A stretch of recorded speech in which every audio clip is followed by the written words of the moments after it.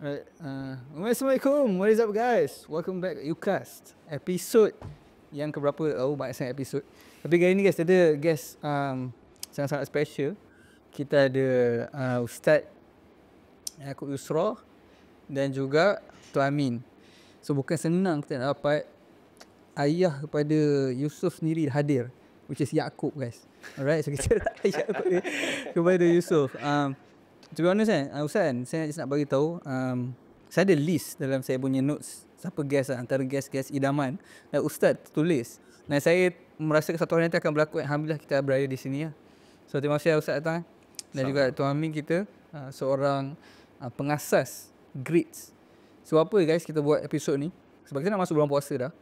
And tahun lepas kita pernah buat Grits punya, kau ingat kita buat dengan Dr. Wan. Tapi masalah rokok ni still banyak lagi, tak settle lagi. So disebabkan itu kita kena membanteras masalah ni. So saya nak tanya sebelum tu, Ustaz pernah hisap rokok Ustaz? Tak. Ya. Betul tak. Ya Ustaz. Biar tak hitam. Ustaz tak pernah. Ustaz dulu masa belajar kawan-kawan macam mana? Kawan semua rokok sebab saya gamer. Saya pernah main untuk Malaysia untuk Counter Strike dulu. Umur saya 7-8 tahun. Main untuk Malaysia. Betul. So bahasa mudahnya saya membesar dalam environment CC. Saya buat FA kan. So main Counter Strike, lepas tu saya pernah main untuk Malaysia untuk Dota umur 18.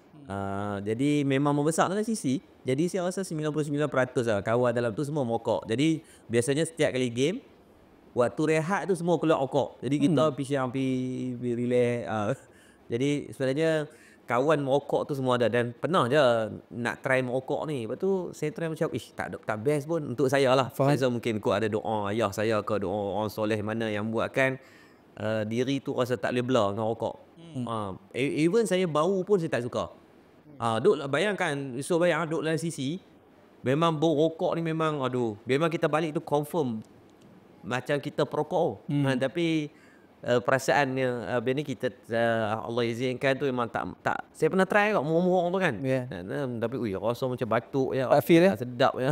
Kan entah kenapa nak minum kan. Nak isap kan. Jadi tu lah. Tak pernah. Saya ikut sejarah tu. Saya ingat zaman CC dulu kita masuk CC berasap, betul tak? Memang. Dia macam berasap. Dia macam satu bau dia lah. Dia kelabu sikit kan. Sebab CC dulu boleh merokok. Saya rasa tahun 2009 kot, sejak daripada Mali Fatwa mula memperkemaskan dari si fatwa, kemudian pusat hiburan diletakkan, antaranya CC ni letakkan syarat tak boleh merokok.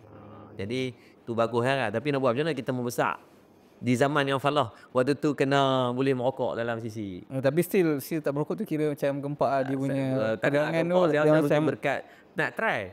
Pernah nak try. Saya dengan abang saya pernah main untuk Malaysia untuk FIFA online. Jadi main untuk Malaysia juga. Play game. So kami play game. Jadi lepas tu saya pernah buat game umur buat game lah. Buat game. Banyak sangat info ni macam Orang kena Ustaz sebenarnya saya buat game lah dulu. Umur 11-12 tahun tu buat game Ragnarok. Saya buat server sendiri lah waktu tu. Ush.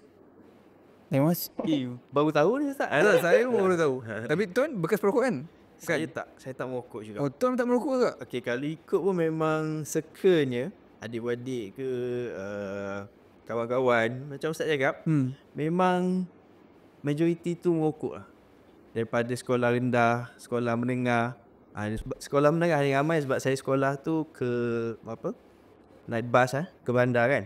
Jadi member ni umur yang jelas tingkatan 1, ada senior yang serokok dalam bas. Jadi ramai yang cuba time tu. Tapi saya tak terdetik. Tak macam mana, tak berminat sebab salah satunya arwah ayah saya memang dia pesan ada anak-anak dia, sebab anak lelaki dia 6 orang. 6 daripada 8 orang. So memang dia pernah pesan yang mana aku haramkan kau orang beli rokok dengan duit aku bagi. Memang dia paling tak suka orang yang serokok. Jadi memang saya alhamdulillah kot, saya doa arwah ayah semua kan. Jadi memang tak pernah nak merokok. Tapi saya kena smoker lah. Oh iyalah, sebab family merokok lah? Tak sebab abang-abang lah. Tapi maksudnya saya kena smoker ni sebab kita bergaul kan. Kawan-kawan masa zaman universiti lepak kan. Jadi memang kat situ kita faham lah. Ini antara benda persoalan yang saya rasa saya pun tak dapat jawab, iaitu macam mana orang boleh hisap rokok. Sebab saya sejujurnya dalam family pun memang dikelilingi oleh orang hisap rokok lah. And Allahyarham, ayah saya meninggal pun sebab kanser paru-paru. Wallahualam sebab rokok ke tak, kita tak tahu lah. Tapi sebagai orang yang membesar dalam situasi itu pun, bau tu pun dah unpleasant. Tapi sejujurnya sama juga macam tuan, saya rasa dalam bas sekolah dulu budak-budak darjah 6 semua macam hisap rokok. Walaupun saya sudah S1, orang macam tarik saya kan. Tapi saya ingat saya sedas dulu, saya saya dah asap apa benda orang ni. Saya try, saya tak boleh go. Tapi alhamdulillah mungkin Allah nak jaga. Tapi persoalan yang terbesar sekarang ni, semua orang dah tahu rokok haram Ustaz. Tapi kenapa orang hisap rokok kat ni? Dia tu kata benda yang haram ni kan memang iblis dia jadi depan Allah. Untuk menyesatkan manusia dengan benda haram. Dia tak akan suruh lah jangan pergi solat. Kan? Itu next level pula. Ada orang yang dirosakkan dengan solat. Bila semayang rasa aku paling power ranger lah kan. Boleh semayang sampai bengkak kaki pun ada. Semayang sampai hitam muka-muka apa ada kan. Jadi cuma saya rasa untuk secara marhannya nak merosakkan dengan cara yang haram itu adalah secara kolektifnya lebih ramai yang berlaku lah. Kan tak semayang, terlibat dengan arak, terlibat dengan judi, terlibat dengan zina, terlibat dengan rokok adalah salah satu elemen. Sebab dari segi Malik fatwa kebangsaan secara konsisten 1995 fatwa yang pertama keluar Allahumma salli Samad pada 23 Mac.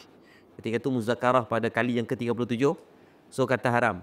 Kemudian 1997, 1999, 2001, 2004 secara konsisten sampai latest 2003, 2002 pun 2022 pun sama. Fatwa dia mengatakan haram. Jadi tu kata dah iblis dah janji dia takkan nak main kata hang sedekah lah, takkan nak buat benda tu. Dia dah suruh buat benda yang tak seronok lah. Sebab itu adalah janji dia dengan Allah. Faham. Interesting lah. Tapi yalah, saya rasa macam bersyukur. Sebab bila kita fikir balik kan, Allah yang izinkan semua benda berlaku kan. Tapi the fact that setiap orang yang merasa rokok, certain orang dia rasa sedap, certain orang dia rasa tak sedap. So kenapa Allah pilih orang ni untuk rasa sedap, contoh kan, ada orang ni Allah pilih dia untuk rasa macam tak sedap lah. So tu antara benda curiosity yang saya terfikir ya, ujian masing-masing Allah SWT jadikan. Tapi tuan tahu tak kenapa selalu orang cakap sedap? Curious lah. Okay. Bila cakap sedap rokok ni majority, sebab ramai saya jumpa yang interview lah yang orang bekas rokok semua kan. Rata-rata yang cakap untuk permulaan hisap rokok ni semua cakap tak sedap. Maksudnya untuk orang normal, bau rokok ni memang tak sedap. Dia rasa dia bau kita ni kan. Tapi kebanyakannya diorang ni sebabkan kawan, sebabkan dalam circle dia, daripada sebatang dia pergi kepada 2 batang. Dia dah bila ramai yang cakap dah start beli sendiri sekotak ke apa, antara itu dah start ketagih. Sebab untuk sebatang 2 batang permulaan ni, 3 batang ni tak ketagih lagi. So bila dia dah dapat nikmat dia sebab kat rokok ni pun dah memang ada nikotin. Okey, sebab kalau kita fikir kenapa dia letak nikotin? Kenapa tak letak benda lain lah, tembakau kan? So sebab tembakau ni memang mengandungi nikotin yang mana tubuh badan manusia ni memang kita ada satu reseptor, itu nikotin reseptor. Bila nikotin tu masuk ke dalam darah, sebab bila kita hisap rokok dia akan pergi bahagian paru-paru. So kat sini lah berlakunya nikotin tu akan masuk ke dalam sel darah merah kita. So sel darah merah function utama dia antaranya lah bawa oksigen kepada seluruh anggota sel kita. Jadi dia akan bawa kepada otak, kepada semua. Sebab tu every single cell effect dengan nikotin ni. Jadi tapi poinnya kat sini, kenapa jadi sedap ni adalah dia akan merangsang nikotin reseptor ni untuk otak merembeskan hormon dopamin. Dopamin yang menyebabkan rasa tenang, rasa seronok. So kat sini yang dia orang cari. Faham. Interesting. And yang bahaya sebenarnya adakah nikotin ataupun rokok tu sendiri? Dua-dua bahaya. Okay, dua-dua bahaya. Faham. Sebab kalau kita tanya kan, rokok daun dengan rokok sigaret sekarang. So sebab rokok daun kalau kata ada tembakau je, tapi minimal lah. Kalau rokok yang sekarang ni banyak jenama lah kan, ada tembakau dan 4,000 lagi bahan kimia. Kita pernah fikir tak kenapa dia orang letak bahan kimia tu? Tak fikir. Yelah kalau kita fikir kan, kalau nenek atuk-atuk dulu zaman dulu rokok daun je. Balut kan. Tapi kenapa rokok sekarang ni ada 4,000 dah, memang terbukti lah ya, kalau ada nak deny ke apa kan. So memang ada beribu bahan kimia kat dalam tu. Pernah fikir tak kenapa? Kalau logik saya fikir, kalau dia nak buat as much money as possible as a company yang jual rokok-rokok ni, dia akan buat produk yang tak membahayakan kesihatan supaya lagi orang tu hidup lebih lama dan beli lagi banyak. Tapi kalau dia buat produk untuk orang kurangkan hayat manusia, so dia punya keuntungan akan berkurang. So saya pun tak faham saya bila fikir. Dia sebab kalau kita tengok pun, dia rokok ni dia bagi jangka masa panjang. Tapi poinnya tadi, kenapa dia letak bahan kimia lain tadi? Sebab salah satunya, sebab bila kalau orang beli sekotak dengan orang beli 2 kotak sehari, mana yang lebih untung? Orang beli Kalau you 2 kotak lah. jual rokok, 2 kotak. beli sekotak dengan beli 2 kotak, mana lagi untung? 2 kotak. 2 kotak kan? Itulah tujuan dia. Sebab memang ada research yang menunjukkan yang mana big cartel lah, memang owner kepada ni kan. Dia memang ada satu research yang mana dia buatkan nikotin dalam tembakau tu 2 kali ganda daripada dulu.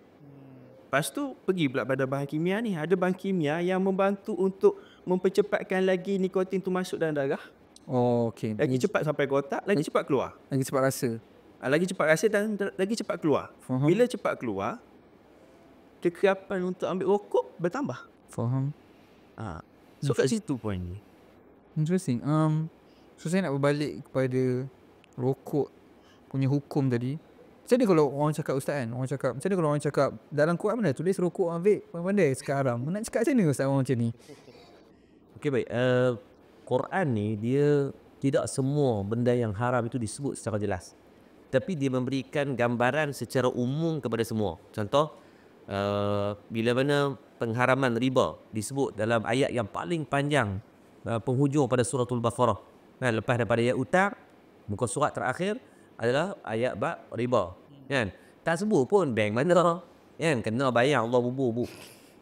Dia nama sekian-sekian kan, nama harimau ke, dia nama kuda ke apa, mau meninggal bank tu kan.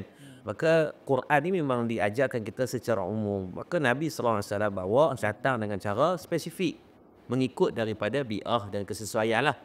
Jadi rokok dan vape ni adalah mu'assarah, benda yang disebut dalam istilah dia panggil contemporary, benda yang baru. Dulu mana ada e-cigarette lah apa benda vape tu. Lepas tu dia cerdik kan. Dia kata okey lah, sebab rokok bau busuk, dia versionkan, dia R&D, dia buat dalam bentuk vape. So mainlah perisa bau apple kan. Kalau dulu bau unpleasant, lah kadang-kadang bau sedap, kita pula syok bau kan. Lalu bau hari ni Tak jadi beli pewangi kereta tak payah panggil kereta lah. Pakai tu memang ada. Saya pernah, kalau dulu bau masuk lah kereta, bau rokok gudang garam kau apa bapak busuk nak mampu kereta dia kan. Lah masuk kereta bau apple kan. Lepas tu kita pula dia sembuk tu, kita macam sedap pula bau layan kan. Jadi dia datang dengan contemporary. Tapi ingat, matlamat tak menghalalkan secara. Allah sebut dalam Quran dalam suratul Baqarah, wala tulqu biaidikum ila tahlukah kan. Janganlah mencampakkan diri kamu dengan dalam kebinasaan, dalam kemudaratan, dalam kebinasaan. Itu rokok tadi dibuktikan. Saya baca satu kajian daripada Pusat Racun Negara kan, Dr. Zulkifli Abdul Razak, dia kata apa, dalam rokok tu ada lebih daripada 4,000 bahan kimia. Apa fungsi bahan kimia ni dia letak? Takkan kita buat makanan saja nak pergi bor racun dedak. Ini racun tikui, itu bengong nama dia. Kan? Tapi kenapa dia buat? Sebab ada fungsi dia. Nak membina ketagihan, nak membina repetition yang lebih kerap, nak membina rasa style. Rokok ni dia membuat kajian, kenapa budak sekolah ambil isap rokok? Sebab dia buat rasa like, rasa style. Bila isap tu konon rasa macam stylo lah kan, macam dah remaja. Kan? Ini brand yang dibawa. Membuatkan budak-budak kita pun duit tak ada. Esok kadang balas rokok orang buang tu ya. Tapi sebab nak pergi tempat style. Kan? Jadi itu yang dibuatlah. Memang Quran tidak menyebut secara spesifik, tapi ayat berkaitan jangan mencampakkan diri, jangan merosakkan diri, dan bab jaga kesihatan. Allah kata makanlah daripada sumber-sumber yang halal. Berapa banyak ayat Quran sebut? Lebih daripada 5 tempat. Jadi perbincangan soal rokok, dia berkata ustaz, rokok ni kan masih dalam bincang keadaan halal dan haram. Siapa kata? Dia kata, ustaz, saya pernah dengar ada ustaz tu sebut kata hukum hisap rokok makruh. Hang cek balik, mesti ustaz tu hisap rokok. Maka dia akan menghalalkan benda yang dia nak buat. Itu manusia. Dia ada conflict of interest. Dia hisap rokok. Jadi dia kata, rokok ni kalau nak bincang banyak lagi benda haram yang lain. Maka janganlah disamakan benda haram yang lain dengan satu haram yang ni. Kan? Jadi haram kuasa 2, haram kuasa 3 lah kalau bincang kan. Ada ke macam ustaz dengar, ustaz tahu ke tak ni, macam ada tak ustaz dengan negara certain tu dia tak haram ke rokok? So far saya tengok banyak di antara negara orang Islam yang banyak ni dominan di antaranya adalah saya rasa Indonesia lah. Terlalu banyak dari segi fatwa dan pendapat. Tapi memang dari segi di antara negara yang kadar populasi perokok yang tertinggi adalah Indonesia. Betul. Dan kalau kita pergi sana pun kita tak pelik. Budak perempuan, mok-mok isap rokok. Sebab saya kata tadi fatwa tu mengikut kepentingan. Itu bahaya. Tadi yang bila berlaku ada kita tengok ustaz-ustaz dia atas pentas isap rokok. Betul lah. Okey, klip balik tu. Kalau kita tengok secara jujur, risau tengok. Dia tak respect lah. Tak respect lah. Kan? Jadi dia menghilangkan siqah. Kan? Macam pakai serban, pakai jubah apa semua, masuk pimming habis ni cuci 20, 3 masuk 30, cuci 30. Orang tengok macam mana. Walaupun dia masuk tu dia tak main judi. Mungkin dia masuk nak tukar duit. Tapi masuk di tempat tu pun dah mendatangkan fitnah. Begitu juga pada saya seorang agamawan yang tiba-tiba merokok secara zahirnya hilang siqah dia sebagai seorang siqah tu apa sebenarnya? Siqah ni respect lah contoh. Jadi alah nak tahu nak semua kan. Pandangan lah kita pandangan dia sebagai seorang reputasi. Reputasi ya. Reputasi tu macam memang nampak cak ayam lah, lekeh lah. Saya tengok video tu saya kata aduh apa benda lah. Bedak. Kalau betul hang ni ketak pala-pala nak merokok pun janganlah pentas hang duk menyampaikan ilmu tu nak jadikan sebagai platform sebab orang datang tu sebab nak belajar. Termasuk yang buruk tu orang belajar. Jadikan macam kita tengok podcast ni. Saya duk duk tarik tu mau start day. Sebab sangat tak sangat unpleasure lah pada saya untuk generasi. Contoh kalau dia sebagai streamer main game kan. Lepas tu saya seronok bila TikTok dia brand, bila kalau kita dia betul kan. Betul. Tu pada saya benda yang bagus. Awak sampai tak boleh tahu punca sangat. Jadi bila budak-budak tengok dia belajar. Pada dia orang yang dia tengok tu adalah ikon mungkin. Jadi perbuatan-perbuatan tu lah bersamalah sebagai seorang guru. Indonesia di antara negara yang paling banyak fatwa dan juga benda yang saya rasa perlu diselaraskan lah. Betul. Tapi macam saya terfikir Ustaz, disebabkan negara tu punya norma adalah rokok tu adalah macam tak salah. Saya tak tahu lah sebab saya dulu belajar sana setahun. Tapi alhamdulillah kiai saya tak ada yang merokok lah. Tapi maksudnya dalam pemahaman orang awam norma tu adalah macam rokok tu macam tak ada apa-apa lah. No big deal lah sebenarnya cerita. So adakah sebab macam agama ni kan ikut tempat kan, maksudnya pendapat tempat tu. So adakah macam dia jadi problem bila contoh kiai ataupun ustaz tu dia isap rokok atas pentas, jadi problem bila disiarkan di luar kawasan tu. Adakah itu? Of course, sebab tu saya kata kita tengok pada pendapat contoh Darul Ifta. Darul Ifta adalah pusat pengeluaran fatwa yang dirujuk oleh seluruh dunia. Okay. Fatwa tak boleh diletakkan hanya uruf setempat. Kena diraikan juga untuk umum. So bayang betul tadi bila ustaz tu buat panggil hudud tu, orang awam kan rasa apa? Rokok ni okey je, kencana je. Boleh je sekat nak isap. Itu betul saya kata tadi. Orang yang menjadi ikon kepada masyarakat pergi buat panggil tu, maka normalisasi akan berlaku. Kalau saya bagi contoh lah dulu zaman kita tu 90-an. Kan? Zaman kita tu 90-an. Berkapal ni benda yang aib ke tak aib? 90-an tak lahir lagi tapi saya cuba memikirkan. Awal tahun 2000 lah. Kalau berkapal tu benda aib tak? Aib. 2000 aib kan? Aib. Oh ya. Kalau kat sekolah kantoi orang tuduh kata hang suka kawan ni. Kita malu. Oh ya. Malu. Kalau kantoi surat cinta nak mental torture, ambil surat cinta tu umum dekat pembarisan, seminggu tak main sekolah. Aib. Mana ada dah declare. Kalau kita berkenal kat kawan-kawan tu pun kita diam je. Ya, dia jadi keras je. Tapi hari ni budak-budak normalisasi berlaku. Dia relax bawa markah ronda petang-petang naik motor. Saya ambil kat rumah makcik nak ambil anak. Hak bapak ngemok dia pun. Tak apa keluar sekali balik belilah tom yam kat balong. Kau ajak pun. Sebab normalisasi itu berlaku. Faham. Sedangkan pada saya benda perbuatan-perbuatan ni mak ayah pemimpin masyarakat kena memberikan peranan lah. Jangan merosakkan masyarakat dengan normalisasi yang tak betul ni menjadi budaya dan juga cara hidup khususnya pada anak muda. Hari ni anak muda kalau kita nak cari yang terlepas daripada merokok ni, maksudnya boleh tak kat museum lah. Benda yang rare. Betul. Saya dipelantik sebagai ikon habis ni di Kedah sebagai AADK punya ikon. Saya tak pernah merokok. Tak pernah isap gambar, tak ada. Jadi bila dipelantik ikon tu, saya terpaksa work hard lah untuk study, mendalami. Kebetulan saya ada pusat yang kita jaga budak-budak yang terlibat dengan dadah. Memang kami madat, kita ada budak-budak yang terlibat dengan dadah ni, kita jaga, kita rawat.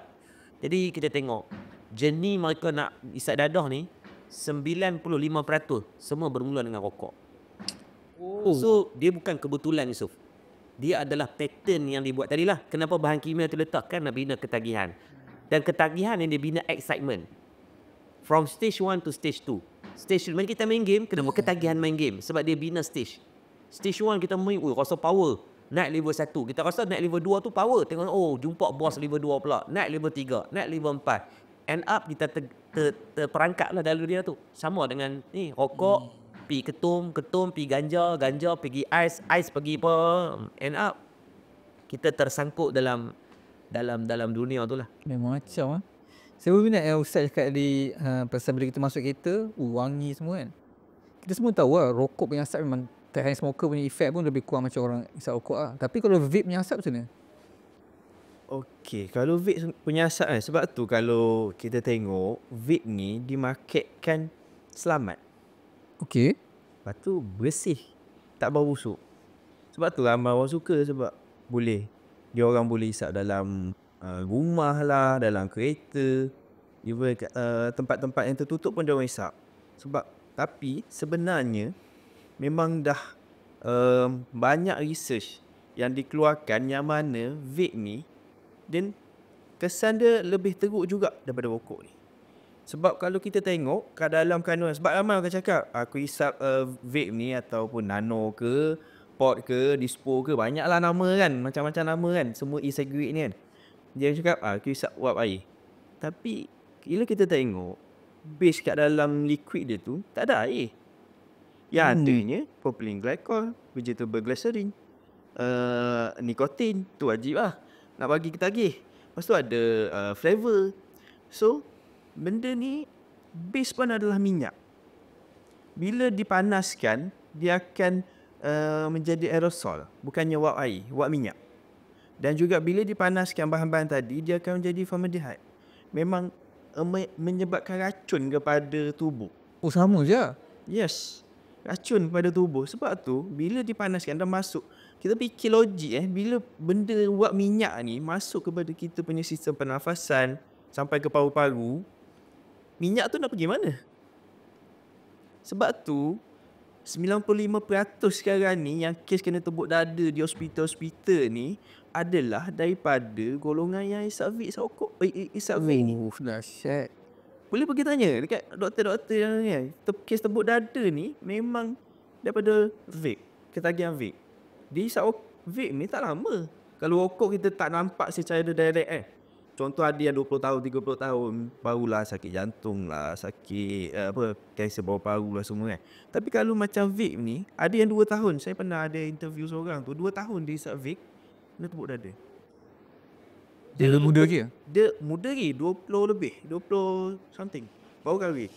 Jadi, dia kena tu pula adalah masa dia tengah jogging. Kalau orang cakap kan, exercise lah, gaya hidup sihat, barulah tubuh kita sihat lah kan. Tapi dia orang yang aktif, yang kata sentiasa bersukan ke apa kan, dia kena tu pun masa dia tengah jogging. Dan dia kena tu, dia cakap ada satu letupan kecil je, pop, yang mana paru-paru dia bocor. So paru-paru dia tak ada kembang. Satu kembang, satu ni macam ni. Sebab pressure daripada luar pada paru-paru tu lebih tinggi daripada pressure untuk paru-paru ni kembang. So tu memang kita nampak kesan tu lebih teruk sebenarnya daripada rokok. Tapi tak bermakna rokok tu faham. okey. Rokok tu selamat ke? Ada orang cakap juga, agak nasib baik isap rokok. Tak juga. Oh, interesting ni.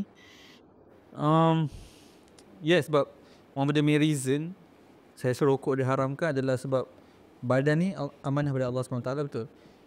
Tapi Ustaz, ada banyak saya dengar kat sana ni Ustaz. Atuk aku dah bertua pun isap rokok orang je. So adakah disebabkan certain orang tak terkesan dengan, bukan tak terkesan lah, mungkin dia lagi lebih lambat daripada orang lain. Mungkin sampai tua 80 pun still rock solid lagi, steady, membuatkan hukum tu tak terkena kepada dia. Okay, baik. Disebut dalam satu hadis dalam kitab Ayuhal Ulad, Risalah Al-Waldiyah karangan Imam Al-Ghazali. Dia kata, "Fa'ish ma syi'ta fa innaka mayyit." Hidup ni pasti bertemu dengan mati. Mati dia tak berhajat kepada umur yang panjang atau sakit. Ramai orang ingat, oh mati mesti kena sakit, mesti kena tua. Dah budak-budak muda meninggal. Kan, meninggal ni Allah datangkan dengan pelbagai asbab. Kan, ada benda yang kecil-kecil je. Kan, kalau kita tengok Allahumma salli ala sayyidina Muhammad, ada orang mati, bayi yang baru dilahirkan, tak ada sakit apa, tiba-tiba berhenti jantung pun ada. Saya pernah jumpa, ada dulu saya jadi nakib untuk usrah pelajar-pelajar Dr. Yusim.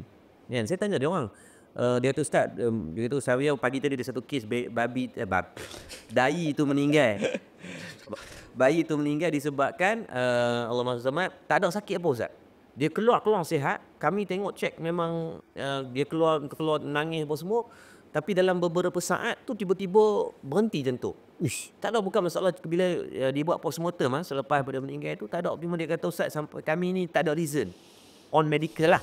Tapi dia buatlah komplikasi jantung contohnya. Dan abang kata apa?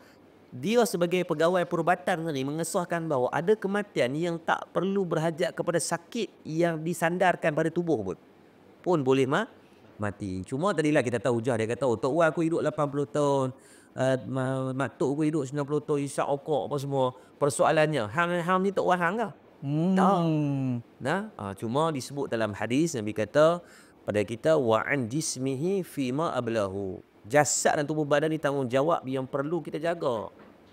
Kan? Janganlah kita rosakkan. Kalau dia isap lama pun tak meninggal, dia kena jawab depan Allah. Lama mana dia merokok, lama mana dia isap vape, lama mana dia makan benda yang merosakkan pada tubuh badan, lagi lama nak kena jawab depan Allah. Sebab Allah panjang ke umur dia 80 tahun. Dia duk jadi sombong. Dia kata, tengok aku tak mati pun kencana, dia kata aku sihat ya. Kan? Lagi lama nak kena jawab tu. Kan? Wa'mal ma syi'ta fa innaka majziyun bihi. Semua nak kena jawab bima kanu yaksibun, dengan apa yang telah hang buat atas hidup. 70 tahun hidup, agak-agak berapa ribu batang rokok dia mana. Kan? Dah confirm dah perniagaan tu tak berkat, makan pula benda yang tak berkat, terlibat pula dengan benda yang haram. Berapa puluh tahun nak kena jawab depan Allah. Nak kena bedai dengan malaikat, nanti tak tahu lama mana tu. 70 hasta terbenam dalam tanah. Kita naik habis ni duduk atas kursi plastik, jubuk terkepit sikit pun riau. Tu kan, ni nak kena hentak 70 hasta terbenam dalam tanah. Jadi pada saya, orang yang berlebih kurang dalam bab kesihatan ni, kita berkhianat pada tubuh badan lah. Tak kisahlah hang merokok ke, hang tak jaga kesihatan sebabkan obesiti, sebab makan yang keterlaluan, termasuk agamawan lah. Agamawan hari ni relax ya, balai makan yang kau suka. Lepas tu bagi alasan, dah lah hidup sekali. Ya, kalau penyakit nak main juga. Padahal kamu tu sebagai ikon pada orang ramai, kenapa tak tunjukkan teladan yang baik? Sebab siapa ikon kesihatan yang paling power yang patut kita ikut? Nabi SAW. Ingat sama. Okey, Yusuf tengok. Nabi SAW, nak abang kata, Nabi bukan sembang kari, bukan sembang kerja terbang. Nabi buktikan dengan kesihatan Nabi yang Nabi jaga. Nabi suka berkuda, Nabi suka bermanah, Nabi suka berjulat, bergusti. Kalau Nabi hidup lah ni selesai UFC tu, Nabi menang. Sebab Nabi pernah kalahkan Rukhanah bin Yazid kan. Yang tak pernah kalah. Macam Khabib 29-0 tiba-tiba kalah. Ui, tercabat. Bukti kata Nabi jaga kesihatan ketika berlaku perang Badar, 17 Ramadan 2 Hijrah. Umur Nabi ketika itu berapa? 53 tahun. Bayangkan seorang umur yang dah 53 tahun, 53-54 tahun boleh duduk ada dalam perang. Nabi bukan pegang walkie-talkie, bubuh. Kan, alti ada kan buku belakang. Nabi berada di frontliner, menunjukkan bahawa Nabi fit. Okeylah 53 tahun, dia kata Ustaz muda 53, kami pun okey. Ketika berlakunya perang Uhud tahun 3 Hijrah. Ketika tu umur Nabi 55 tahun. 55 muda lagi, okeylah. Perang Khandaq tahun 5 Hijrah. Perang bulan Syawal. Ketika tu umur Nabi 57 tahun. Ketika berlakunya perang Khaybar pada tahun 7 Hijrah, umur Nabi 59 tahun. ketika berlakunya perang Hunain 8 Hijrah, umur Nabi 60 tahun. Perang yang paling besar disebut dengan Ghazwah yang terbesar Nabi sertai melawan tentera Rom. Perang Tabuk 9 Hijrah, umur Nabi 61 tahun. So Nabi dah waktu tu kalau kata pemegang kad warga emas dah, tapi masih berada dalam medan perang as a frontliner. Agak-agak kesihatan Nabi ni macam mana? Of course the fit. Betul. Okay, so kita bayangkanlah kita ambil 60 orang secara random dalam Malaysia ni. Umur 60 tahun ke atas nak pergi perang. Agak-agak jadi apa? Nak pegang besi pun tak ada. Semboyan perang nak bunyi, kan? Siren nak perang bunyi, 20% dah KO dah. Sebab apa? Darah tinggi. Hak duduk kat belakang. Baru nak berlari ni, semangat nak pergi perang ni. 30% lagi habis. Yang go out terus. Sebab apa? Kesihatan. Even, minta maaf sebut, dalam agamawan kita sendiri. Jadi satu budaya, lepas ceramah, jamu makan. Cakap 3 rasa. Tak makan, pihak majlis pun, jawatan kuasa masjid pun kena ambil berat lah. Kan? Tu kalau bab merokok lagi lah. Saya nak abang kata dalam bab kesihatan pun ramai kita tidak amanah dan berkhianat lah. Kan? Saya tak kata saya fit ke apa, cuma saya letakkan tanggungjawab setiap 6 bulan saya akan buat pemeriksaan kesihatan. At least kita ada tahu red flag kat mana. Dah tahu uric acid tinggi, berhentilah makan benda-benda yang trigger pada uric acid. Lepas tu dah kena gout, dah buat sedih. Kan? Dah kena darah tinggi, baru dah nak buat drama. Kan? Jadi pada saya prevention is better than cure. Sama. Bila kita merokok, kita vape, kita tahu dah. Dibuktikan dalam kitab fiqh saja lebih 700 kitab fiqh memfatwakan kata haram. Ya? Ulama di Azhar Darul Ifta membincangkan. Mereka buka beratus-ratus kitab fiqh. Still fatwa kata haram. Still saya sampai sekarang saya tak tahu di mana hujah yang mengatakan rokok tu adalah harus ataupun makruh. Saya tak jumpa. Mungkin di atas limitasi pembacaan saya. Kalau ada, maklumkan agar kita boleh bincangkan. Cuma kita tak tahu apa pun faedah. Contohlah dia kata orang yang pi mancing. Dari segi manfaat tak nampak apa manfaat dari segi zahir. Tapi dia kata pi tu healing. Rasa macam buang masa. Baik kita kata pi market beli. Tapi adakah hobi tu sampai haram? Tak jadi haram sebab dia harus. Sebab dia tak bawa pada mudarat diri. Kecuali pi mengai seminggu tak balik. Abai anak isteri. Maka keharusan pada hobi tu pun menjadi haram. Tapi rokok ni jelas untuk diri dia bawa mudarat, bawa mafsadah kepada ahli keluarga dia. Jadi second smoker pun jadi duk sedut asap jadi mudarat. Pada duit dia pun mudarat, pada kesihatan pun habis bawa ke laut. Jadi tak ada. Kalau dia kata hilang stres, baik dengan isap rokok hilang masalah. Tak benar tak tahu. Baca 3 orang tak merokok jadi pening. Yeah. Soalan tu tak reliable. Tapi setiap orang memang akan ada masalah. Semua ada masalah. Yeah. Isap rokok dia tu Ustaz, saya bila isap rokok hilang masalah. Ya ke? Mana ada? Hatta isap dia hilang Ustaz sebab high. Yeah. Kan? Lepas tu masalah tu cak mai balik. Kan? So pada saya tak dia macam orang kata lah hisap dadah, hisap gam. Saya pernah ada student saya dulu, seorang muda dia hisap gam. Dan memang jadi bengong lah otak. Saya kata wah hisap gam siapa dia tu Ustaz. Bila hisap tu Ustaz dia kata dia kata betul lah, dia kata to the moon tu. Dia kata kita duduk dalam alam kita. Itu duduk tepi jalan kadang-kadang dia boleh duduk sebab dia duduk dalam alam dia. Dalam dunia dia sendiri dia tu Ustaz. Waktu tu dia kata Ustaz memang masalah hilang terus. Lepas tu saya tanya dia, okey bila hang dah recover sedap, masalah tu ada lagi tak? Dia kata tu lain Ustaz. Maksudnya ada lah. Hang cuma divert diri hang. Macam kita makan Panadol je. Kita sakit makan Panadol. Panadol ni menyembuhkan tak? Tak. Dia cuma divert otak. Tak ingat pada sakit. Tubuh badan sakit lagi tak? Sakit. Begitu juga dengan masalah. Sebab tu orang kata masalah ni tak boleh lari. Kena hadap dia. Kan? It's okay to say not okay tu tak apa. Ambil masa bertenang. Okay. Tapi jangan lari. Tak selesai apa-apa nanti. Tapi like interesting. Macam mana kan tuan? Macam mana orang tu dia boleh isap rokok sampai tua tapi dia tak ada efek kat badan dia? Ke sebenarnya ada tapi kita tak nampak? Dia dari segi efek daripada bahan kimia dan tembakau tadi, nikotin tadi, dia memang akan ada efek kepada setiap sel. Sebab dia ada radiasi bebas, dia ada masalah-masalah yang menyebabkan radang. Tapi masalah tu mungkin disebabkan genetik dia kuat. Faham. Genetik dia kuat. Tapi adakah bila dihisap tu tak bagi efek kepada keluarga dia? Orang selalu sebut, okay, dia fikir orang yang hisap rokok tu cakap, orang yang hisap rokok ni sebenarnya adalah penting diri. Dia nak kepuasan dia je. yang sementara tu. Tapi anak-anak dia, isteri dia, dia mungkin dia tak pernah dengar yang second hand smoker, mungkin pernah dengar. Third hand smoker macam mana? Ya kak, tak apa, aku isap rokok kat luar. Aku tak isap rokok dalam rumah kan. Tapi bila dia isap rokok kat luar sekalipun, partikel-partikel daripada rokok tu still lagi melekat pada tangan dia, pada baju dia, rambut dia. So, dia masuk dalam rumah, ada anak kecil ambil peluk dukur, cium. Baby tu tadi ataupun anak kecil tu tadi akan jadi third hand smoker. Efek yang dah, partikel yang dah teroksidize dah. Lagi teruk. Sebab tu orang tak nampak pergi hantar anak susah nafas. Batuk lah, lelah lah. Tapi itulah berpunca daripada Lepas tu orang bagi ingatkan tu macam genetik je kan. dia orang akan cakap dia tak ambil kisah. Sebab tu saya cakap tadi, dia adalah orang yang penting diri. Yalah, dia tak fikir. Dia tak ada kesedaran lagi. Dia macam dia block dia punya mind, mana ego dia tadi, yang mana tipulah kalau orang kat Malaysia ni tak tahu kot keburukan merokok ni. Tapi dia block. Dia tak nak ubah dia punya tabiat yang buruk ni demi anak-anak isteri. And Allah bagi tahu kuntum khairu ummatin ukhrijat linnas ta'muruna bil ma'ruf wa tanhauna 'anil munkar, kan. So adakah disebabkan Allah SWT bagi tahu setiap tanggungjawab kita orang Islam ni untuk mencegah kemungkaran? Itu apa yang Allah SWT larang. So adakah contoh dia ada suami isap rokok, adakah isteri tu punya tanggungjawab untuk stop? Sebab kalau tak, dia tak mencegah kemungkaran, dah dosa. Macam mana? Okay, baik. Kita kata tadi lah, memang perokok ni adalah selfish lah kan. Dia sangat pentingkan diri. Sebab dia tahu impact dia bukan hanya pada dia. Impact dia pada siapa yang duduk keliling dia. Dan siapa yang berada pada lepas itu pun. Walaupun dah merokok tadi, dia merokok kat luar kan.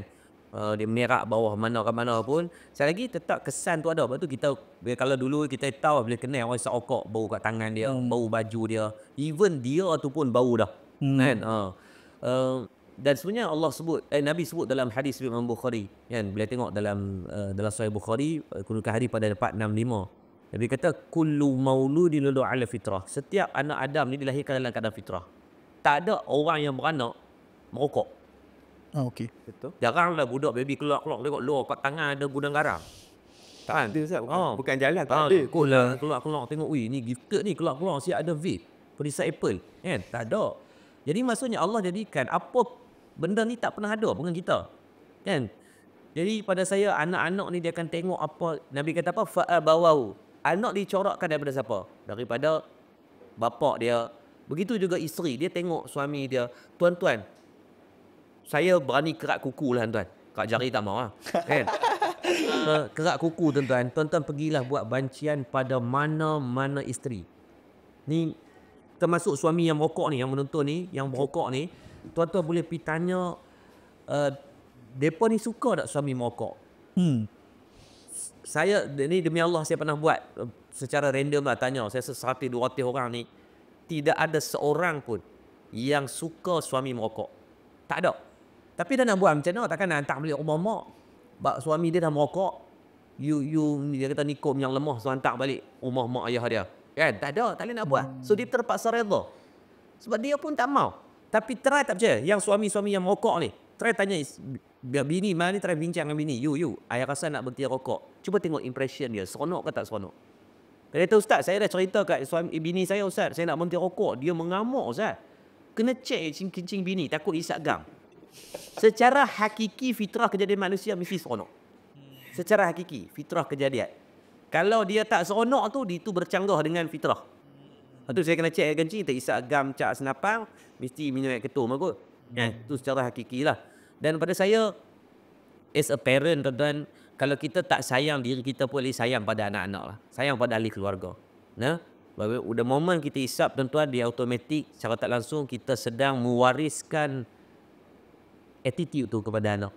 Sebab tu, kajian yang kita buat, 99% budak yang merokok lahir daripada keluarga yang ada background merokok. Sebab they see and they learn. And they capture. Dia tengok, dia belajar dan dia tiru. Dia duplicate. Sebab tu saya kata perokok-perokok ni secara jujur lah, dia tak kemau anak dia merokok. Dia tak, sebab dia tahu benda tu salah. Itu je. Kan? Saya pernah ada sahabat saya. Dia kata, Ustaz, saya ni Ustaz, benda lain tak apa. Tapi dengan anak-anak saya, kalau saya tahu dia pun merokok, Ustaz, saya belasah dia pun. Saya lah hati kata patut aku belasah dia ni dulu. Sebab dia duk merokok ni. Kan? Itu benda yang sangat bercanggah lah dengan kita nak, orang tak nak ketam nak ajak anak jalan straight ni, benda yang takkan boleh lah. Sebab dah fitrah anak dia beranak pun nak tengok mak aku jalan sengit dah. Sama lah bila seorang bapa, seorang ayah yang merokok, insya-Allah automatik anak ni 99% dia akan merasa pada anak. Saya rasa kalau contoh dia perempuan yang tak merokok pun, mungkin dia akan open kepada bakal suami yang merokok sebabkan dia dah biasa dengan orang yang merokok. Tu pun akan jadi problem juga. Sayang lah. Kesan dia akan jadi dia panggil apa dia, psikologi kehidupan tu dia akan demand pada apa yang dah biasa lah kan. Tapi macam tanggungjawab isteri dia ke Ustaz? Tak, dia tanggungjawab untuk menasihati tu, wa izas tansahaka falsahlahu, itu berlaku. Cuba nak ubah suami ni, suami dia ego lah for sure lah kan. Bincang sampai lumat pun lebih kuat dia buah dia. Dia tu kan. I tak buat benda pelik-pelik, you patut bersyukur dia main model tu. Kalau macam ni Ustaz, macam Rasulullah beritahu selemah-lemah iman adalah dia nak cegah dengan hati, betul Ustaz? Jadi contoh, kalau ada isteri yang mereda dengan suami dia, macam tak, bila tengok suami dia tak terkesan sedikit pun kat hati dia, macam mana keadaan iman isteri tu Ustaz? Dia mencegah, kata orang tahu sebaik pencegahan adalah pencegahan dengan kuasa, dengan tangan. Kan? Tak boleh cegah dengan mulut, dengan sihat. Tak boleh juga dia mentau. Kalau setiap kali kita bincang dalam bab tu, suami akan melenting, akan bawa masalah rumah tangga, mudarat yang lebih besar. Maka cegah, jangan pernah reda di atas perbuatan tu pun tak apa. Makna tak reda ni apa isu? Maksudnya, sekali-sekali kita tengok suami kita balik dengan rokok. Ambil yang rokok tu tok kat tempat lain. Betul. Dia kadang-kadang sebab benda tu benda tak elok. Kan? Suami bukan kena ingat pun. Kan? Ambil rokok tu, kalau buang sangat, nampak sangat. Kan? Ataupun ambil 10 batang tu, ambil 8 batang buang. Suami ni nyanyuk, kadang-kadang buka air, awak tinggal 2 batang. Kan? Biar dia rasa kita ni tak pernah reda di atas perbuatan tersebut dengan menidakkan keberadaan tu dalam rumah. Saya ada seorang anak murid ni, dia kata, Ustaz, saya sampai suami saya tahu dah, dalam rumah tak boleh ada rokok. Polisi tu. Sebenarnya betul ya, kami dah bergaduh ni beratus kali dah. Sampai suami sampai peringkat dia pun tahu dalam rumah dia takkan masuk rokok. Sebab kalau setiap kali mau masuk akan hilang rokok tu, dia akan buang. Faham. Jadi suami dia sampai aware benda tu. Baguslah. At least kalau hang nak buat, tapi hang buat kat luar saja. Dalam rumah confirm dia akan buang. So at least tunjuk rasa ketidaksenangan kita sebagai pasangan dengan cara macam tu pun tak apa. Jangan sampai peringkat kita pula pergi beli happy birthday sekatan bagi memang mangkuk ayun. Itu masalah sebab kita nampak tak reda, tapi kita seolah kita pleasurekan benda tu. Kan? Kita keluar rumah tanya lelaki kita, abang bawa ada rokok. Kita pula tolong pergi ambil beli. Kita pula berhenti kat 7 mana kedai-kedai runcit, pergi beli kat suami. Kan? So seolah tu bukan tak reda, kita seolah-olah mendorong dia pada kemaksiatan. Siapa yang mengajak orang buat baik, orang tu buat, dia dapat pahala kebaikan tersebut. Begitu juga pada kejahatan. Kan? Ustaz, saya tak suka Ustaz, tapi hang pergi beli buat apa? Dah tu suami saya kena taat. Tahu agama tak ajak kamu taat pada benda yang bercanggah dengan syarak. Itu tak. Agama tak ajak untuk kamu bercanggah dengan benda syarak. Suami kata you beli rokok. Abang minta maaf, beli benda lain tak apa abang. Nak beli kicap, toyu, nak beli sos apa abang. Abang suruh. Menerak pun saya pergi beli. Tapi kalau suruh beli rokok, saya tak mau subhat. Kena tunjuk kata kita tak happy benda tu. Ini tak kita tunjukkan body language yang seolah-olah macam kita dah reda. Sampai suami kata, tengok bini aku okey aku isap rokok. The moment you buat benda tu, you dah kira syubhat lah. Lepas tu tunjuklah unpleasant moment tu. So, saya rasa buat muka sikit. Buat muka setiap kali dia isap rokok, tunjuk ni tak. Kita isap rokok kita lah paling pipi bau, yang terpaling suka bau. Kan?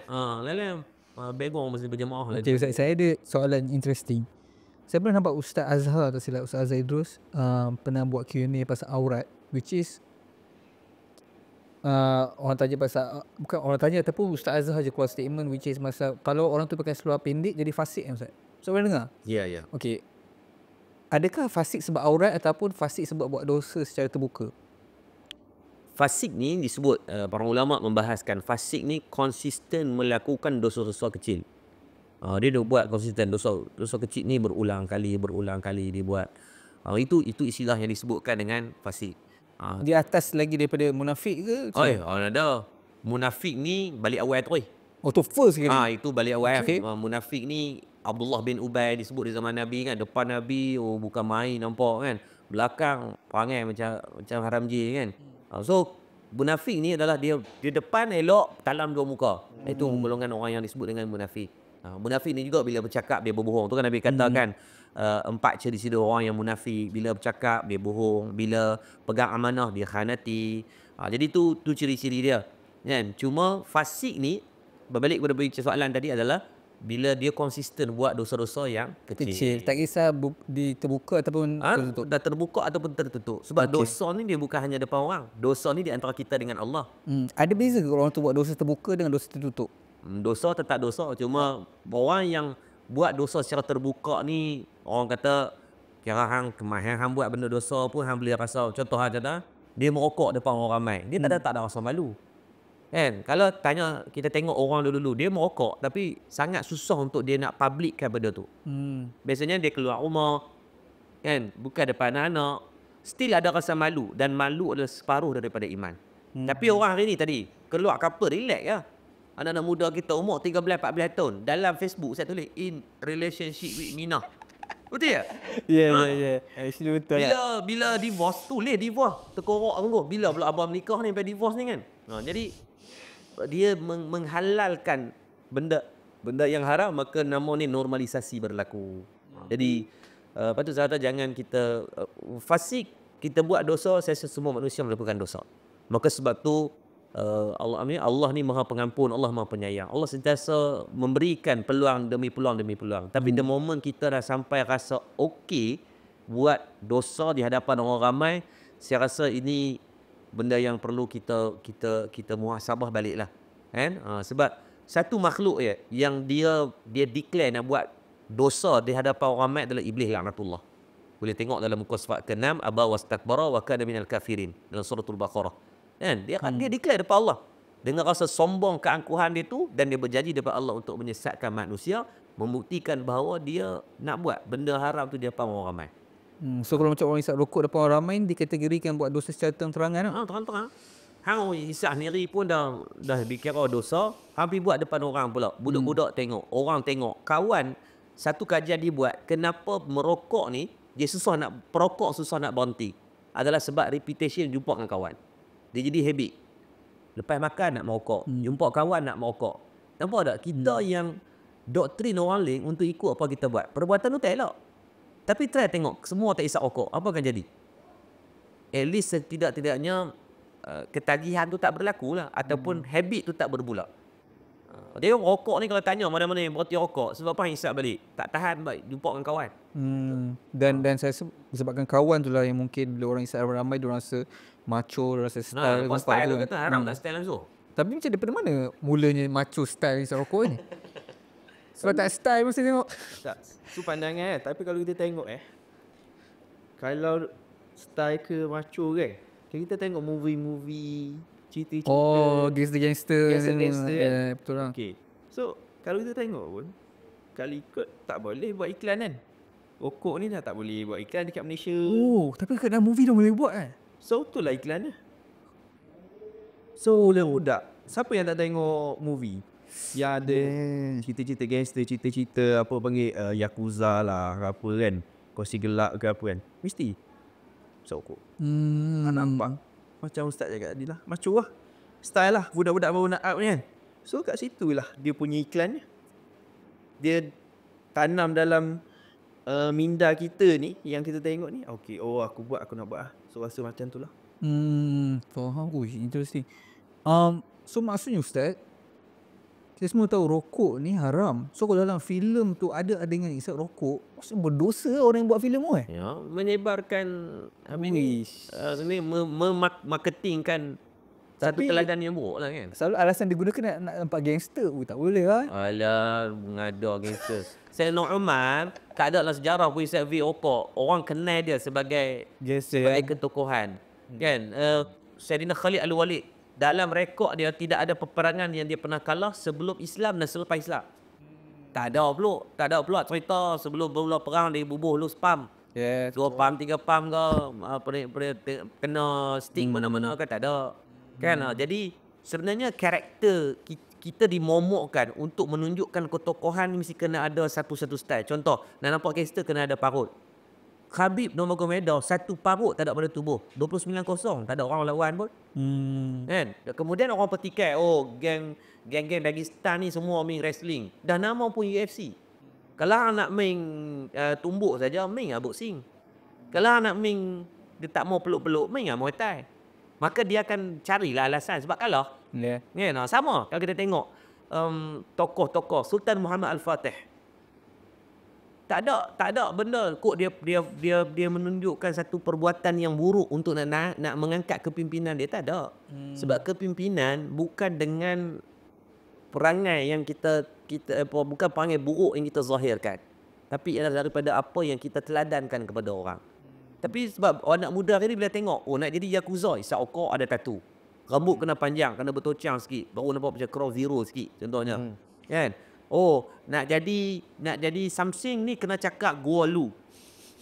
Kan? Padahal saya baru habis 2-3 hari lepas kita habis himpunan silat. Kita buat pertandingan silat satu Malaysia main. 1,000 orang, dekat 1,000 orang datang.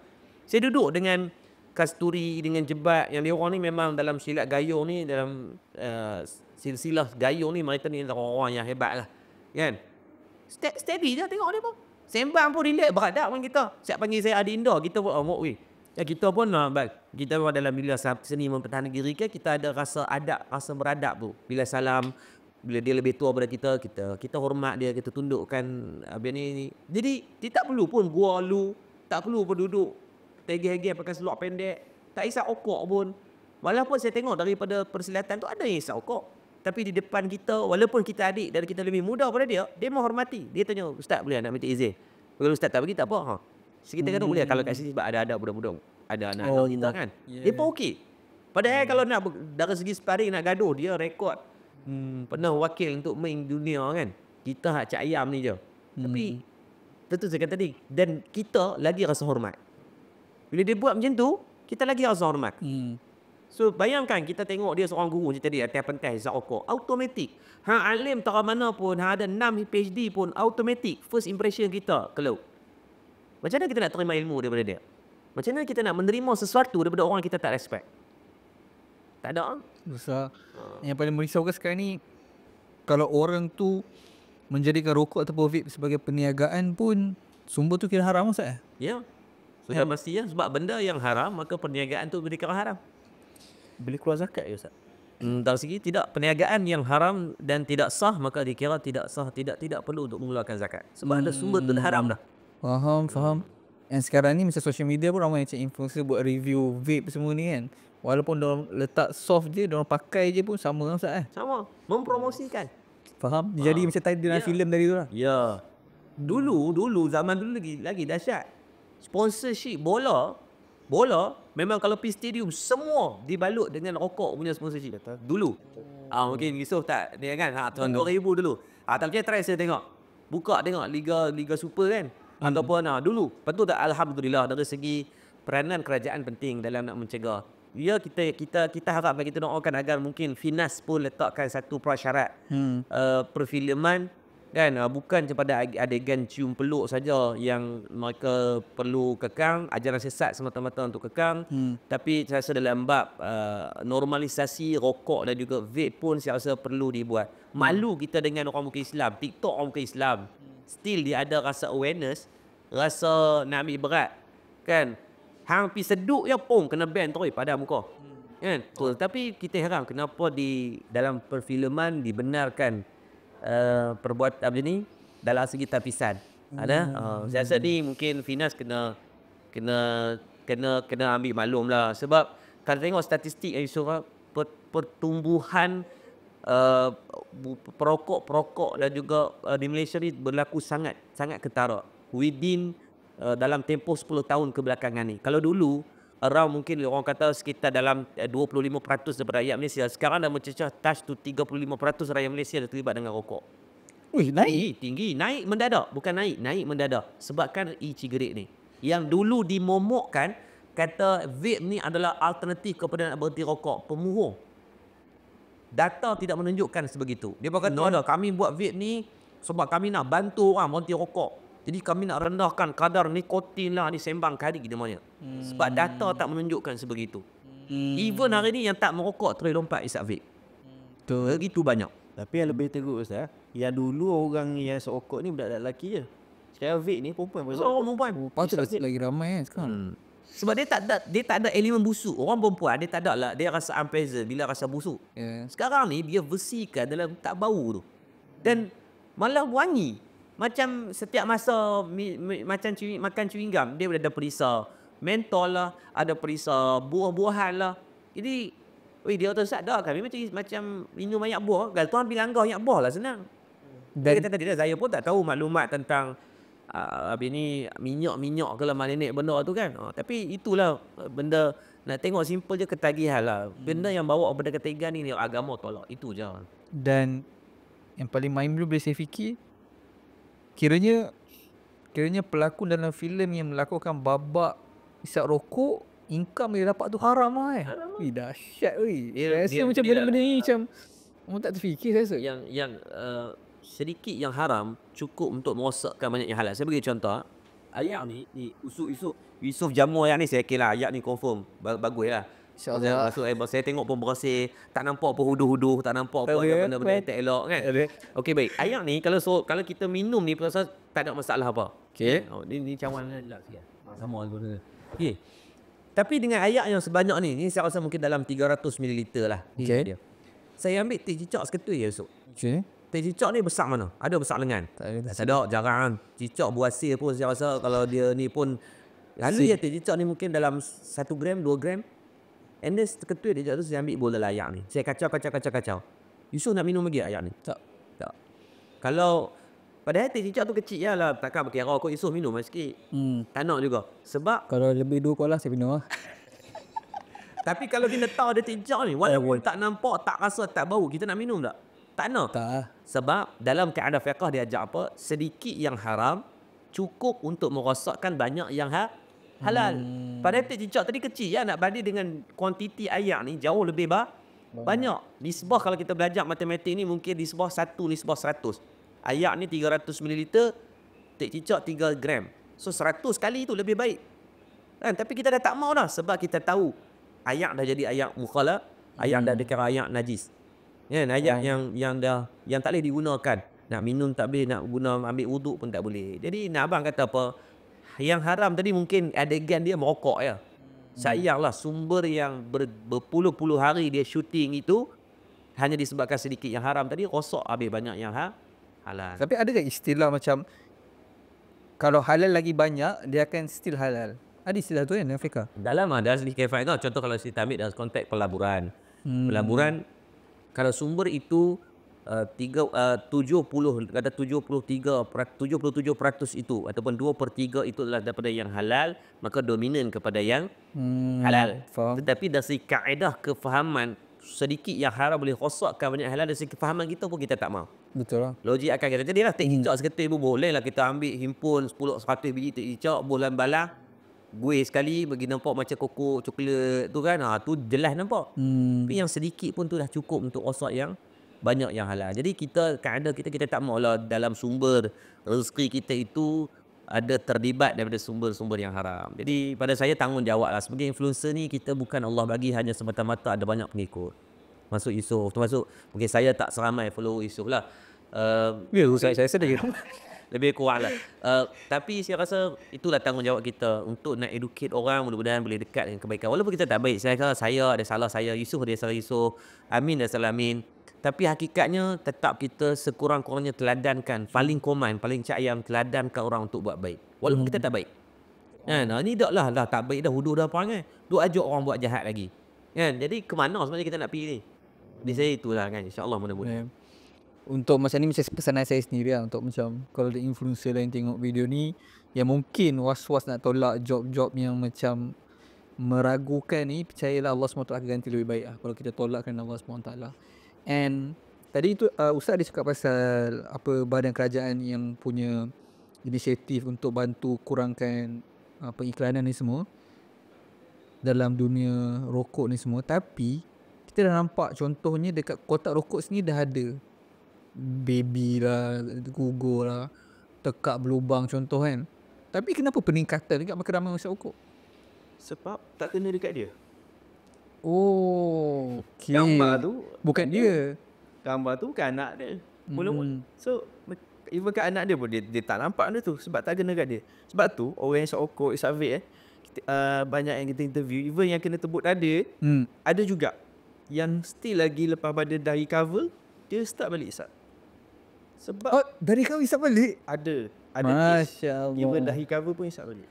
Sebab lagi pun kalau kita tengok even kalau kata tak ada iklan rokok ke vape ni dekat media sosial tapi kita pernah tak masuk 7E, kita masuk mana-mana kedai, rokok dengan vape ni duduk mana? Tempat dia Paling tinggi, paling depan lah. paling tinggi, paling depan dekat kaunter tu. Itulah iklan yang paling berkesan sekali. Sebab cubalah, sebab kalau kedai ke apa kan, mesti dia susun mana yang kata hot item tu kat depan. Kalau cuba letak kat belakang, susah juga orang nak cari. Tapi baru saya terfikir, dekat macam contoh lah cakap Petronas semua kan, Semua rokok kat belakang, Semua so haram lah kan. Macam mana Ustaz? Risau kan, tu terfikir kan. Kalau 7-Eleven mungkin owner. Kalau owner nak bincangkan segi keberkatan, haram, itu je lah. Sebab tu tidak rokok dengan vape ni tak kena keluar zakat. Memang kalau pergi kata saya meniaga rokok tapi pejabat zakat, tak perlu keluar zakat sebab sumber tu sumber yang haram. Kalau pekerja tu yang ambil jual tu, dia bisa mana Ustaz? Tak elok pada syubah. Dia macam kita dah bincang lah, okey, arak haram tak? Pegang dia haram tak? Kita Tapi bincang. Tak tu ada jelas disebut dalam hadis. Maka sama je dari segi ilah dia, benda yang haram. Jadi seolah-olah kita memudah carakan. Sebab tu bila orang tanya, Ustaz, anak saya kerja dekat 7E ke, kerja dekat mana-mana kedai serba neka yang ada arak, yang ada rokok. Saya kata bukan hanya arak, kena pertimbangkan dari segi rokok, kena pertimbangkan dari segi apa-apa benda yang haram dalam tu. Kan dia kata, Ustaz, kondom, kondom tu bukannya dijual untuk orang yang di luar pernikahan ni, itu digunakan untuk pernikahan. Tapi rokok dengan arak jelas. Hang nikah ke, hang tak nikah ke, hang kecil ke, hang besar tu hukumnya tetap sama. Kan? Dia kata apa? Dak Ustaz, kami letak 18 tahun, 21 tahun, jadi 21 tahun ke bawah tak boleh beli. Dak, dia bukan sebab 21 tahun. Kalau umur dia 141 tahun pun tetap haram. Dia bukan sebab umur 21 terkeluar daripada hukum. Dia tak tertaklif dengan syariat dak. Kan? Yang terkeluar daripada hukum siapa dia? orang yang beli maksudnya. Hilang akal lah. Hilang akal. Orang gila. Betul kita sangka baik yang duk beli kat ni gila ya. Kan, suami isap rokok, hamil gila. Itu je lah. Tu sangka baik kita nak buat guna lagi. Kalau tidak hukum dah sah. Betul kan? So sekali isu pegang tu benda. Betul. Hak dia isap rokok ni semua gila. Hak tak boleh berhenti sebab gila tu. Yusuf nak isteri sihat. Nak lah. Nak. Kalau ada anak nanti InsyaAllah. sihat. Yang nak bagi bini sakit, anak sakit ni siapa dia? Oh, serius lah. Ya. Orang Betul gila lah tu. Sebab tu saya kata ni sangka baik kita gila.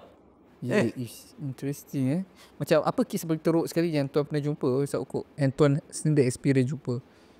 Setakat ni kalau kita tengok yang rokok ni, yang saya jumpa ni yang mana yang dah berjaya berhenti, banyak dia buat sharing, share pengalaman dia kan.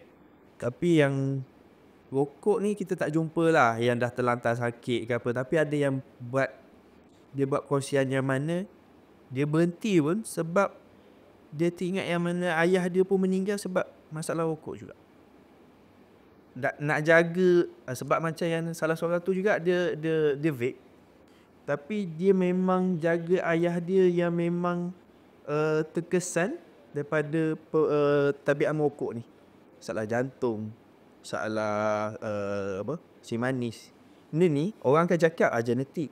Tapi dah ada kajian yang menunjukkan dengan tabiat merokok ni menyebabkan penyakit tu lebih teruk, lebih cepat. Dan efeknya lebih teruk daripada orang yang tak merokok. Jadi kat sini sebenarnya banyak kes. Tapi kalau dari segi rokok ni, kalau tanya soalan tadi disebabkan rokok, ramai orang tak nampak sebab dia rasakan benda ni penyakit tua, sebab makanan, dia combine. Yang mana rokok ni memburukkan lagi keadaan. Kalau vape memang saya jumpa memang lagi teruk lah selalu. Selalu lagi teruk lah. Tebuk dada lah. Sebab ada 2 kes yang kadang-kadang yang tepuk dada ni, ada yang kita tengok dia keluarkan angin je sebab dia bocor. Tapi yang lebih teruk kalau kita tengok ada yang share kan, dia keluarkan cecair, bendalik, macam lendir semua tu disebabkan dari infection dah. Infection kat dalam dia punya paru-paru. Yeah. Saya ada soalan interesting. Okay Ustaz, kalau orang tu meninggal sebab dia hisap kalau orang tu meninggal sebab rokok yang dihisap, adakah dikira bunuh diri Ustaz? Soalan dia kalau meninggal, Adakah kalau orang tu meninggal, adakah orang tu meninggal sebab dia hisap rokok Ustaz? Adakah dikira sebagai meninggal bunuh diri Ustaz? baik, Allah sebut dalam Quran surah Nisa ayat 29. Allah kata wala taqtulu anfusakum, janganlah kamu bunuh diri kamu. Adapun janganlah kamu membinasakan diri kamu, sesungguhnya Allah tu Maha Pengampun, Allah Maha Pengasih. Apa nak bak kita red flag. You jangan rosakkan diri you. Sebab Allah sentiasa giving you a chance and chance. Berapa banyak peluang Allah bagi kita tak tahu lah. Hak kita dah buat perangai hudu, buat perangai tak elok, kita try benda-benda yang tak elok kan, tapi Allah sentiasa giving opportunity untuk kita get back to Allah kan.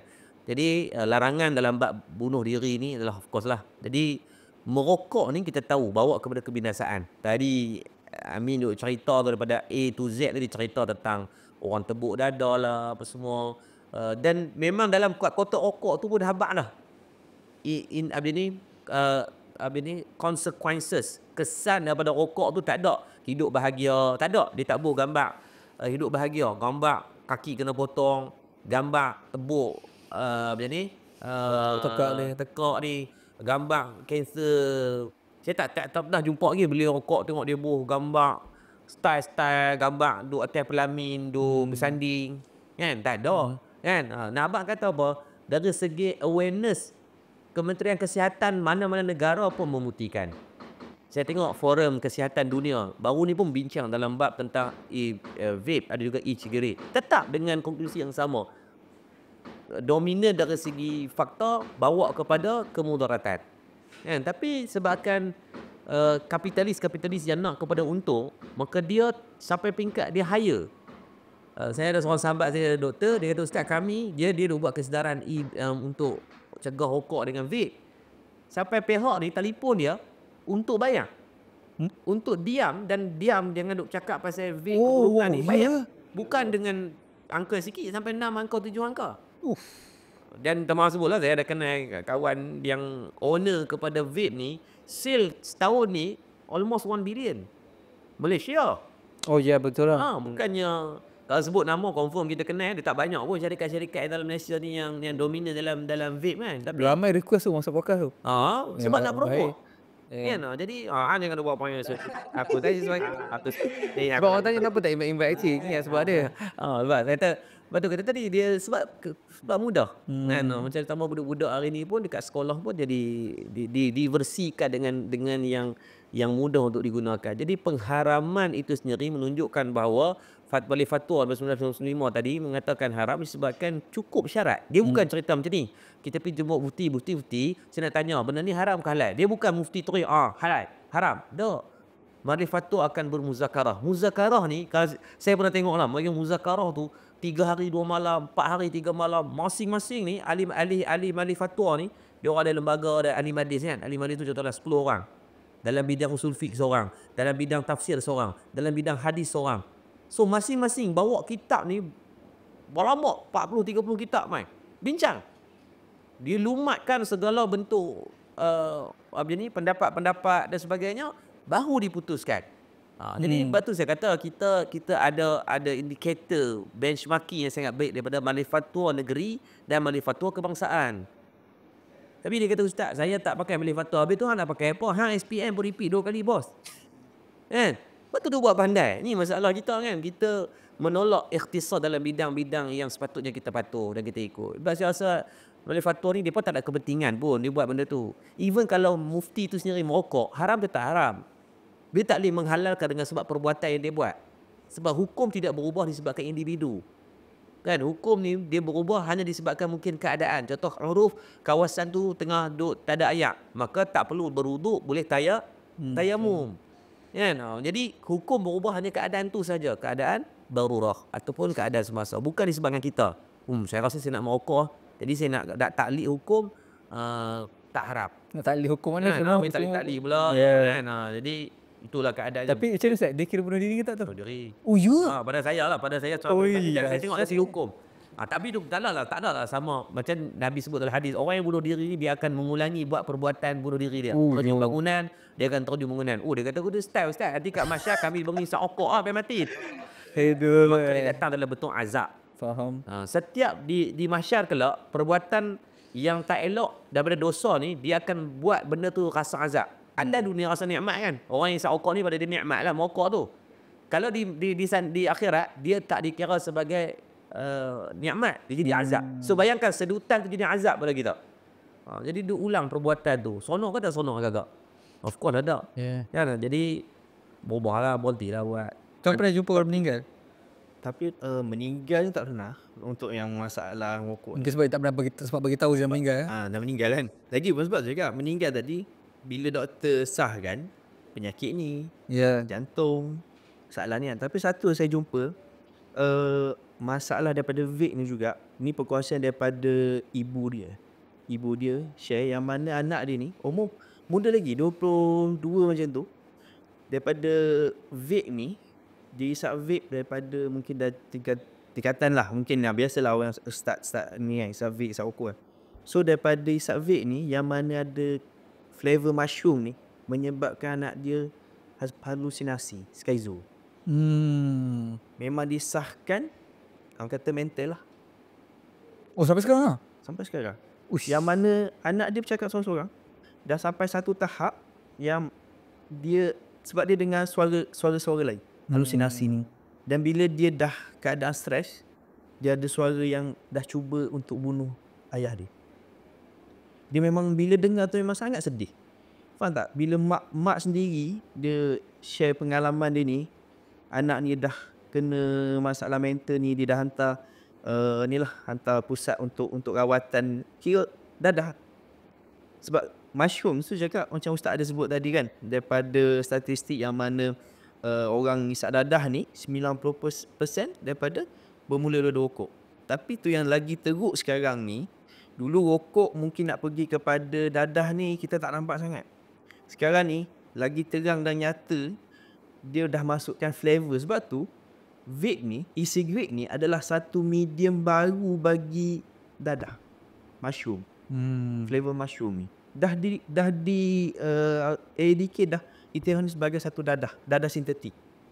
Yang mana dia menyebabkan sebab mak dia share, doktor dah sahkan otak anak dia tu tak berkembang dengan normal. Menyebabkan otak anak dia kecil yang menjadikan masalah mental. Ush, dahsyat sebab mushroom kira apa? Ganja lah. Ganja. Tapi sintetik. Kami ada pelajar seorang umur 15 tahun. Saya baru buat video, tapi video tu viral. Kemudian family minta izin untuk turun, kami turunkan lah. Budak tu umur 15, dah ada sekarang ada dengan kita. Dia umur 15 tahun, dia halusinasi tu lah. Dia duduk, dia cakap seorang-seorang. Ada, memang ada kat kita. Budak tu. Tapi alhamdulillah lah, ni dah saya rasa dah almost setahun lah dia duduk dalam rawatan ni, dah getting better. Tapi still saraf, saya rasa mungkin banyak ada si saraf otak dia tu dah terganggu. So kita tak boleh nak expect dia back to normal lah kan. Tapi dari segi rawatan dia semakin baik. Dia tak bercakap seorang-seorang dah. Dia jadi gila itu. Dia berok mata, dia telanjang. Umur 15 tahun. Sekarang ni tahun ni dah 16. Kalau datang saya boleh bawa lah, tumpak dia tengok. Boleh sembuh macam tu Ustaz? Dia kata kita tak boleh nak kata dia sembuh lah. Cracks happen lah kan. Kerosakan berlaku, cuma kita boleh minorkan untuk kontrol je. Dia sembuh lah kira. Wallahu a'lam tu dengan izin Allah kan. Cuma otak ni adalah fungsi organ yang paling penting, antara paling penting pada manusia. The moment kita damagekan dia, is taking a time lah untuk nak sembuh. Dan keadaan dia, doktor sahkan berkemungkinan dia takkan normal macam orang biasa. Tapi boleh kontrol saja. Maksudnya boleh kawal lah, dia dia at least dia pergi mana dia pakai baju. Kalau macam dulu dia telanjang pula, dia tak ada rasa, dia dah dunia dia dah. Dia tak ada rasa, dia hilang akal lah. Hilang orang akal, dan dia masih ada dengan kita lah. Alhamdulillah lah. Kalau perokok ni Ustaz, dia boleh jadi wali ke? dari segi Malih Fatwa lah, saya ambil Jabatan Mufti Wilayah Persekutuan pernah membincangkan ni pada 21 Januari 2018 keluarkan satu Al-Kafi membincangkan apakah hukum perokok yang dikira sebagai fasik berterusan adakah sah menjadi wali. Jabatan Mufti Wilayah Persekutuan mengatakan sah dengan syarat wali ataupun perokok yang wali tadi haruslah bertaubat pada Allah. Sebelum menjadi wali. Sebelumnya. Sebab tu sebelum jadi wali sebab dia sentiasa hukum dia jadi wali lah sebab dia ada anak perempuan. Oh, sebelum dia mewalikan. Semua. Sebab tu sekarang ni syarat yang diletakkan untuk akad nikah, wali kena istighfar dulu. Misalkan fardhi kafsiangan, okey boleh istighfar. Astaghfirullah. So astaghfirullahalazim tu adalah kepada mohon pengampunan pada Allah lah, minta ya Allah ampunkan dosa. Maka yang disitulah dibincangkan secara mendalam lah berkaitan, nanti tuan boleh buka dalam Jabatan Mufti Wilayah Persekutuan yang diterbitkan pada 21/11/2018. Al-Kafi ni satu-satu panduan yang baiklah, at least sangat tak adil lah untuk saya yang tak perokok untuk saya nak jas. Jadi kita tengok daripada Jabatan Mufti. Jadi dah dibincangkan secara mendalam. Cuma jangan mengambil mudah pula. Orang dia kata, Ustaz tengok kami perokok pun okey je. Kan bukan soal okey, soal nak minimumkan kerosakan itu, maka kena, kalau kita tak merokok pun kalau buat dosa-dosa kecil still tak layak, kalau ikut tak layak jadi wali. Tapi maka sebelum daripada Allahumma salli alaihi akad nikah tadi memang menjadi saya rasa almost kewajipan walaupun tak ada dalam rukun dan syarat. Biasanya misal khadi akan minta untuk kita istighfar. Jangan duk tengok rokok tu rokok dengan nak buat nikah rokok tu kurang ajar. Tu memang nak kena pijak tengah belakang tu. Ya. Yeah. Biasanya kau zaman dulu kira normal tu dulu biasa kan kalau kita tak nak balik rokok. Tapi itulah rokok dulu saya rasa satu tak seteruk yang sekarang lah. Rokok dulu memang fully tembakau. Tembakau pun jemuk nampak mereka buat. Pakai daun pun daun rokok tu pun memang daun nipah, contoh daun nipah ke yang memang kita nampak secara zahir tak ada bahan kimia. Cuma mudarat tetap mudarat. Kan? Cuma tak teruk macam sekarang lah sampai beribu-ribu bahan kimia. Nak tahu apa ni nak buat beribu bahan kimia ni. Buat duit lah, apa demam. Buat duit lah. Kan? Buat duit kan. Dia kan kapitalis lah. Ya. Selfish lah tu. So kita dibawakan khas oleh East Nasal Stick ni. Kenapa tuan buat benda ni tuan? Okay. Biar je lah orang dengan masalah rokok orang, kenapa tuan nak cuba selamatkan orang? Okay, bila cerita pasal rokok dia sebenarnya kenapa keluarnya idea untuk keluarkan East ni untuk bantu orang berhenti merokok, berhenti vape ni. Sebabnya kisahnya bermula pada tahun 2016. Time tu isteri saya pregnant minggu ke-35. Bila pergi check up ni, yang mana anak dalam kandungan ni disahkan IUGR, yang mana dia tak boleh membesar dengan normal dalam perut, dalam rahim. Jadi doktor tanyalah, adakah wife merokok atau minum lah? Confirm tak lah. So dia tanya juga, husband merokok ke? Tak juga, sebab tu antara faktor utama lah. Kalau tengok faktor-faktor lain dah tak ada. Jadi terpaksa Caesar keluarkan awal. Oh ya? Ya. Jadinya anak saya prime lah, anak nombor 1 saya. Prime. Dia mana masa tu bila kita tak fikir lain lagi lah. Ni sebab kisah tu kan berlaku kan. Jadi keluar tu berat dia 1.6 kg. 1.6 kg terpaksa Caesar keluarkan jadi premature. Yang mana nak jaga tu memanglah sangat susah. Time tu memang agak sedih lah. Kita tengok nak bagi minum pun kena perlu wayar masuk kan untuk susu. Wayar berselirak lah kata. Sebab perlu masuk sebelum pada operate tu pun dia dah perlu standby kan incubator untuk ni keluarkan kan. Tapi alhamdulillah syukur anak saya ni semua normal. Maksudnya dari segi anggota organ tu, jantung, mata semua alhamdulillah lah, dah complete.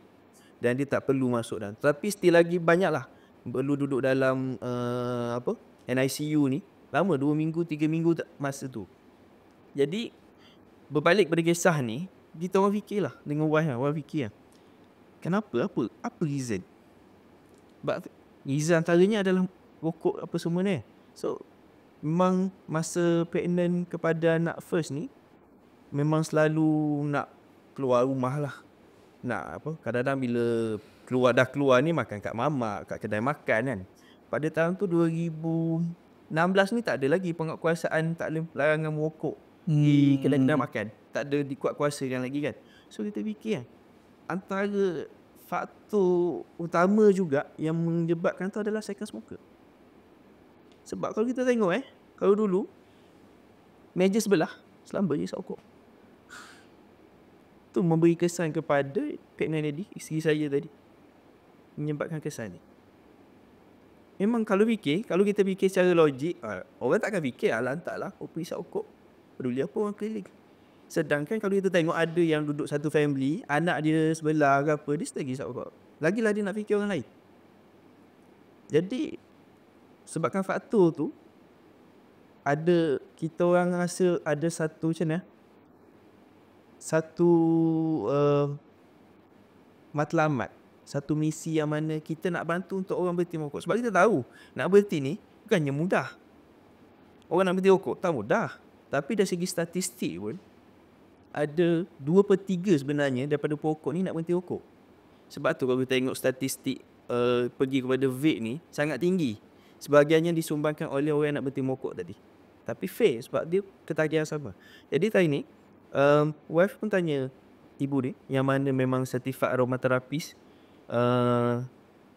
hanya ada tak alternative treatment menggunakan minyak parti ni boleh bantu untuk kurangkan ketagihan rokok, kurangkan ketagihan nikotin tadi. Jadi hampir lama, 2 tahun 3 tahun lebih jugalah formulasikan untuk EASE ni. Dan alhamdulillah lepas 3 tahun tu kita berjaya lah untuk hasilkan formulasi ni. Tapi untuk memastikan produk ni berkesan dan selamat, kita kena ada etika lah. Nak jual produk kan, nak jual barang kan. Tapi kita keluarkan banyak modal juga untuk bersama dengan pihak USN, dengan Pusat Racun Negara. Kita buat kajian yang mana nak pastikan produk ni, EASE ni selamat dan berkesan kepada orang. Jadi kat sini WITS dengan misi yang mana misi kita adalah untuk bantu sejuta perokok ataupun vapor bebas asap menggunakan EASE. Sebab kita nak lahirkan masyarakat yang selamat, environment. Sebab kita apa yang dah terjadi kepada kita orang, yang mana kesan daripada orang lain merokok, second hand smoker, jadi kesan yang teruk kepada kita. Kita dah lalui, sedih. Fikirlah anak 1.6 keluar, 2 pack gula lagi berat kot. Jadi itulah misi kita dengan EASE ni, untuk bantu seberapa ramai orang untuk berhenti merokok, berhenti vape. Macam mana kita nak alat ni bantu orang berhenti rokok? Okey, sebab macam EASE ni, kenapa dia duduk dalam, minyak parti ni essential oil lah. Orang faham Sebab minyak parti ni selalunya kalau orang guna diffuser ataupun hiduan, untuk hiduan aromaterapi kan. So kenapa duduk dalam bentuk inhaler? Sebab kita kena faham ketagihan kepada nikotin, kepada rokok atau vape ni disebabkan 2 faktor utama. Yang pertama adalah ketagihan kepada nikotin tu sendiri. Yang kedua adalah disebabkan habit. Apa habit orang yang merokok dengan vape ni? Setiap hari dekat tanian dia Gerak macam tu? Gerak macam ni. So ni adalah anggota-anggota korteks utama yang mempengaruhi otak kita. Mulut, tangan, jari. Setiap hari. Kalau katalah, boleh tanya kot kalau orang yang merokok atau vape ni berapa kali dia buat pergerakan ni. Dia orang tak boleh jawab. Berapa kali? Dia tak jawab. Tapi kalau kita fikir berapa? Beribu kali ke? 1,000? 600? 700? Kalau kita ambil kiraan mudah, satu rokok tu 20 pam lah. So kalau sekotak, ada yang rokok sekotak sehari 20 batang. So 20 darab dengan 20 kali 1,000, 400. Tapi kalau yang rata-rata, kalau saya jumpa yang vape ni, vape tu dikatakan dia punya tangki oksigen setiap kali dia nak bernafas. Jadi kita nak combine tu, yang mana minyak parti dalam EASE ni adalah kandungan daripada black pepper, cengkeh dan juga peppermint, dan ni adalah minyak pati yang memang terbukti ada banyak research dekat luar sana, luar negara memang dia orang lebih Maju lah. majulah bab minyak pati ni. So dia membantu untuk kurangkan ketagihan kepada nikotin dan bantu untuk kurangkan kesan nikotin withdrawal symptom. Sebab ramai orang cuba berhenti, seminggu isap balik. Sebab apa? Sebab demam, batuk, sesama tak tahan. So dia bantu juga untuk pengurangan kesan ketagihan nikotin tadi. Dan dikombine juga dengan Pergerakan. alternatif kata yang selamat. Alat yang ganti kepada rokok atau vape di tangan tadi tu, gunakan alat yang bahan yang lebih So basically buka sedut macam tu je. buka, dia cara dia memang perlu tutup satu luk ni, kena inhale. Bila inhale ni, dia akan rasa pemanasan kat kongkok. Walaupun tak isap rokok. Walaupun tak isap rokok. Percaya? Oh.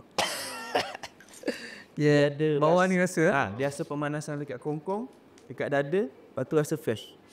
Lepas tu kita bantu kita bernafas dengan lebih selesa kan. So pemanasan kat dada tu adalah feel yang rokok atau vape cari. Oh, okey. Dia memang akan cari heat throat tu. So bantu kat sini. Dia bantu untuk rasa pemanasan ni dan rasa fresh. Sebab kadang-kadang orang isap rokok sebab stres kan. Dia rasa minda dia segar balik. Dan bila dia orang isap rokok atau vape, dia akan potong rasa rokok dengan vape. Dah tak sedap lah. Bila berisap benda ni? Just. Sebab tu kita nasihatkan untuk hidung is dahulu 3 kali kanan 3 kali kiri sebelum pada nak isap rokok ataupun vape. Dia bantu untuk potong kegianan untuk gian tu satu, bantu potong rasa sedap vape dengan rokok ni juga. Rasa tawar lah, rasa memang tak sedap. Faham. So ibarat macam kita minum kopi lah, jelas dia makan lah. Dia potong, betul. Faham. Sebab tu kita nasihatkan juga, sebab kita tak untuk berhenti rokok ni tak boleh cut satu batu terus. Sebab dia akan menyebabkan kesan nikotin withdrawal yang teruk tadi. Sebab tu kalau doktor-doktor pun akan sarankan kena kurangkan secara berkala. Kalau kata orang ambil rokokan, biasanya dalam 2 ke 3 minggu pertama, kurangkan kadar pengambilan rokok. Contohlah kita ambil 20 batang sehari. Pergilah kepada minggu pertama pergi pada 15 batang.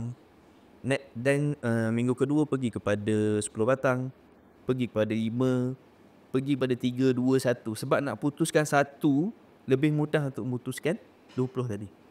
So kadar nikotin dalam tubuh dan darah kita pun dah berkurang. Dan tubuh kita dah boleh terima kadar pengurangan tu juga.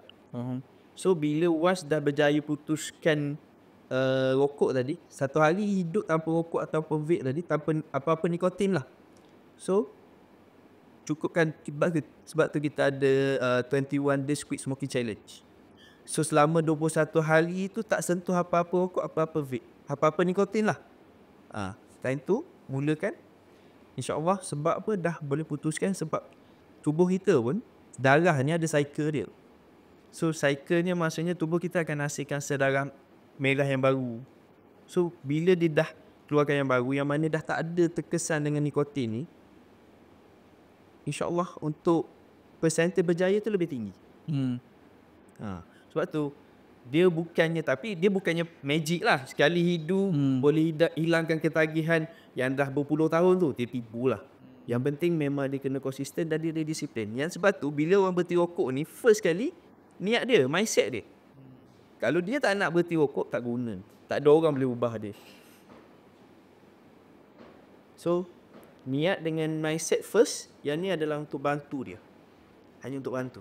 Bila orang tu dah sedut and dia akan rasa tak sedap dalam rokok, actually saya sangat membantu lah. Sebab one of the main factor saya rasa kan bila ketagihan tu adalah kesedapan yang diorang rasa. Yang saya pun tak faham lah benda tu. Vape pun sama, sebab manis lah. So also vape pun akan selain lah. rasa tawar. Oh ya, walaupun dia manis. Oh interesting.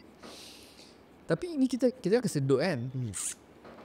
And kita sekarang dah dekat dengan bulan puasa. Okay. Macam mana Ustaz boleh start sedut macam puasa? Okey baik. Bila sebut dalam bab benda yang membatalkan puasa, contoh so kita kena faham apa benda yang membatalkan puasa dan memasuk ke satu dalam rongga. Mana-mana rongga lah. Sama ada melalui hidung ataupun melalui mulut. Secara adat lah kan. Jadi Lepas tu saya tadi bila ni saya pun try lah tengok kan benda-benda ni kan. Sebab saya tak pernah. Sebab kita tak hisap rokok. Jadi sedap pula bau dia kan. Jadi kalau tanya saya kalau digunakan dengan jumlah yang sedikit dan dia hanya melegakan hidung yang tersumbat atau tadi dia hanya aktifkan ni, tapi adakah dia memasukkan sesuatu secara zahir? Jawapannya tidak. Maka bila benda yang membatalkan puasa ni kalau secara berat, tapi kalau secara ringan, itu ni tadi pun ringan, tak ada apa-apa yang masuk dalam rongga kita, maka dari segi hukum tak ada masalah lah. Kan? Lepas tu saya rasa khususlah untuk saya rasa sebab perokok ni dia ada satu habit je. Bila rokok dia bila Ramadan tengok Allah ajak kita boleh dia berhenti. 13 jam tu dia boleh tahan. Asalnya kita jadi fitrah kejadian manusia tak beranak isap rokok. Kalau siapa yang kata ustaz tak isap rokok boleh sembang. Yusuf, saya dibesarkan abang arwah abang saya Ustaz Murtada, dia merokok dulu. Dalam family dia seorang yang merokok. Dari mana kecil tu dia berkawan dengan atau dia, padahal kami dari Port KCC, dia tak main CC. Dia kira dia main alat muzik. So waktu tu dia terjebak dengan rokok dan sampai ke besar lah dia merokok. Tapi saya ingatlah last saya forum dengan dia di balik pulau. Saya sembang lah, saya kata saya panggil dia ajar. Hang awak berhenti rokok. Saya tahu, saya perasan waktu tu dia dah berhenti rokok beberapa bulan. Dah setahun lah lebih kurang. Satu perkataan sampai hari ni saya ingat dia esok. Dia kata, Isra, aku tak mau nanti kalau aku mati, aku nak jumpa dengan Allah, aku akan bawa nafas yang nafas merokok tadi. Itu perkataan dia kata. Itu yang membuatkan dia tadi kata mindset dan tekad dan keinginan niat dia nak buat, nak berubah tu, dia berhenti. Walaupun saya rasa mungkin 20 tahun lah hidup dia dalam keadaan yang merokok, dia boleh berhenti. So sebenarnya, dan mau dengan tak mau ya. Hang tu sembang lah kata, oh kalau rokok berhenti terus lagi ni lah, apa segala mala lah, apa semua. Itu adalah kamu punya alasan saja. Sebab saya kita dilahirkan tak usah rokok pun. Ya. Kan? Dan bulan Ramadan hang boleh buktikan 13 jangan tak merokok. Yang kita geramnya, azan-azan dia boleh rokok lah ni, mangkuk ayun ni. Kan? Jadi fitrah kejadian manusia ni kita makan dan kita minum. Allah ajak kita bulan Ramadan, berkat Ramadan ni, Allah ajak kita makan dengan minum yang menjadi fitrah itu pun kita boleh berhenti. Apatah lagi rokok yang bukan menjadi fitrah kejadian kita. Kan? Jadi kat situlah saya rasa, saya mendoakan jugalah mudah-mudahan siapa yang ni, mudah-mudahan ni berkat dah Syaban dah masuk Ramadan ni, membulatkan tekad untuk usaha. Mudah-mudahan yang menonton podcast kita pada ni ada kekuatan untuk mula dulu. Version 1 is better than version 9. Kan? Kita hisap, kalau mungkinlah, saya rasa try satu. Saya tak dapat untung pun tuan-tuan beli. Cuma saya rasa kalau benda ni dibuktikan, dia bohong saya, dia bohong Tuan Mampau lah kan. Tapi insyaAllah kalau dibuktikan dari kajian, dia pun nampak orang yang soleh. Try lah kan, tak rugi pun kita try. Hang beli rokok dah habis berpuluh-puluh ribu dah. Try tengok satu. Mana tahu kalau boleh bagi mengurangkan sedikit ketagihan kebiasaan tu dan bawa kepada pattern yang bagus untuk kita boleh berhenti tu. Mudah-mudahan Allah bagi kebaikan lah. Boleh saya tahu Ustaz, macam arwah abang Ustaz meninggal sebab apa? Yang kemalangan. Kemalangan dengan Ustaz Wadi Anwar. Dua-dua cedera parah lah. Cuma abang saya dia pecah kepala. Ustaz Wadi pun pecah, leaking otak kan. 2 tahun Ustaz Wadi tak ceramah kan. Tahun 2018 sampai 2020. So arwah abang saya bini Allah aturkan perjalanan yang berbeza. Dua-dua cedera parah. Arwah abang bawa kereta, Ustaz Wadi di sebelah. Dua-dua ICU lah lama kan. Cuma arwah abang saya terus damage kepala tempurung tu dikeluarkan. Uish.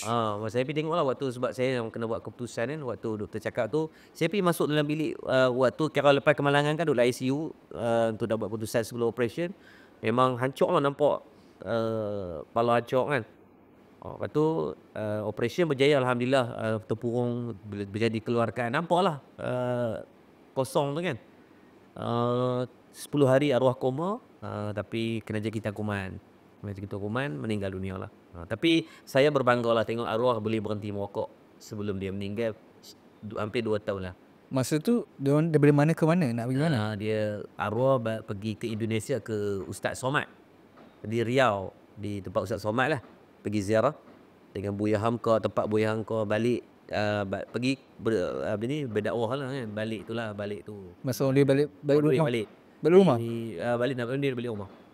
So kiranya tak sampai rumah lagi lah. Belum. So masih fisabilillah. Masih dalam Ui dahsyat oi. saya dan sebenarnya kalau Yusof perasan tadi Yusof kita kan Yusof kenal saya pun melalui talqin. Bukan kenal, saya refer talqin start lah. Okey, jadi arwah ni waktu hidup dia orang tak kenal dia. Dia Oh, punya even Facebook dia pun tak 5,000 orang kawan pun tak ada.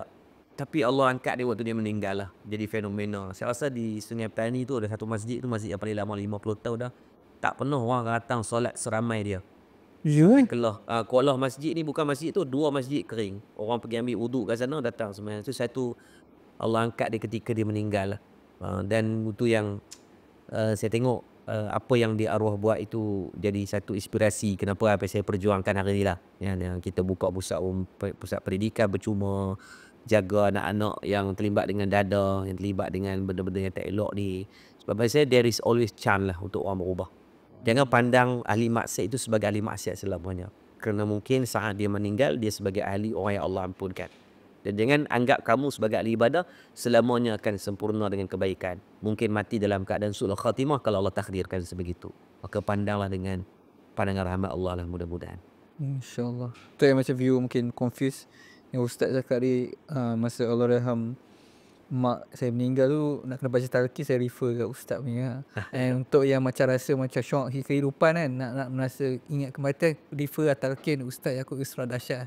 Dah pergi tengok. Itu kali pertama Yusof, saya tak pernah talqin. Tapi dia daripada hati Ustaz. So dia daripada hati dia talqin lah. Dia Lepas pada tu banyak pula orang minta nak talqin. Saya kata, dah macam apa ingat apa booking DJ. Tapi mana yang kita boleh tolong, kita tolong lah. Kalau itu yang memberikan kebaikan, itu cara dakwah. Kalau mungkin dari pihak Grace, dakwah mereka adalah nak menyedarkan orang yang merokok untuk berhenti. Cara kita dengan saya, dengan cara dakwah melalui platform saya. Yusof, saya tengok Alhamdulillah, you datang dengan cara melalui podcast, dengan perkongsian. So masing-masing ada kotak yang perlu kita perjuangkan lah insyaAllah. InsyaAllah. And Is ni takkan ketagih sebelah dengan Is Ini terbukti. Terbukti apa? Ada sebab tu kita buat kajian dengan USM tu. Salah satu test yang kita buat tu adalah The Family Essay nama dia. Yang mana dia menunjukkan tak ada menyebabkan pengeluaran hormon dopamine. Oh tak ada. Yang tak ada. Dia tak ada. So dia tak menyebabkan ketagihan. Lagipun dia ni dia membantu untuk masalah-masalah yang berkaitan dengan sistem pernafasan. Dan kita pun berdaftar dengan MAL ni bawah KKM ni, bawah PAN ni, di mana ubat tradisional lah. InsyaAllah. Faham? Macam sekarang ni nak masuk bulan puasa, lepas bulan puasa nanti nak masuk musim haji, dan haji kan orang mungkin berumrah. Kalau berihram pun boleh pakai Ustaz? Dah sih, yang pertama kita tengok apa benda yang yang menjadi rosaknya ihram itu. Di antaranya yang pertama adalah larangan-larangan khusus lah. Contohnya seperti potong kuku, potong rambut, berhubungan intim, waktu tular, nak bermanja-manja, tegeh-tegeh, nak cium lah bala apa kan. Dan yang ketiga adalah berburu haiwan atau bunuh haiwan. Dan yang keempat adalah di antaranya memakai benda-benda yang wangi-wangian. Ni wangi macam mana? Saya rasa yang ni dia bukan, dia bau mentol tu kot, dia bukan wangi. Apa jangan buat perangai pibo pula. Perisa raudah lah. Jadi kalau dia bawa kepada unsur wangi, maka ilah dia tetap. Tak sedok kira nasal ke, is ke, tak kira nasah hak pi ke bulan pun, kalau bawa kepada unsur wangi-wangian, dia haram tetap haram lah. Kan? Tapi dari segi hukum siasat lah ni, dia macam dengan kita bau dia. Herba ni Ustaz. Alah macam kalau rasa semua kita dah beli kan. Oh, sesama. Apa Ustaz? Saya semua tu lah macam inhaler ayang. Lain ya. terus habis gua. Dia sama dari segi tu.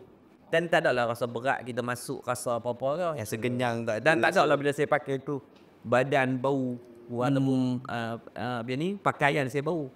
Yang ilah mengatakan haram apabila contohlah kita pakai spray ya, spray ada orang yang pakai spray. Spray tu contohnya ada unsur lagi. Ada pun bau. Contoh macam vape. Vape kan ada bau.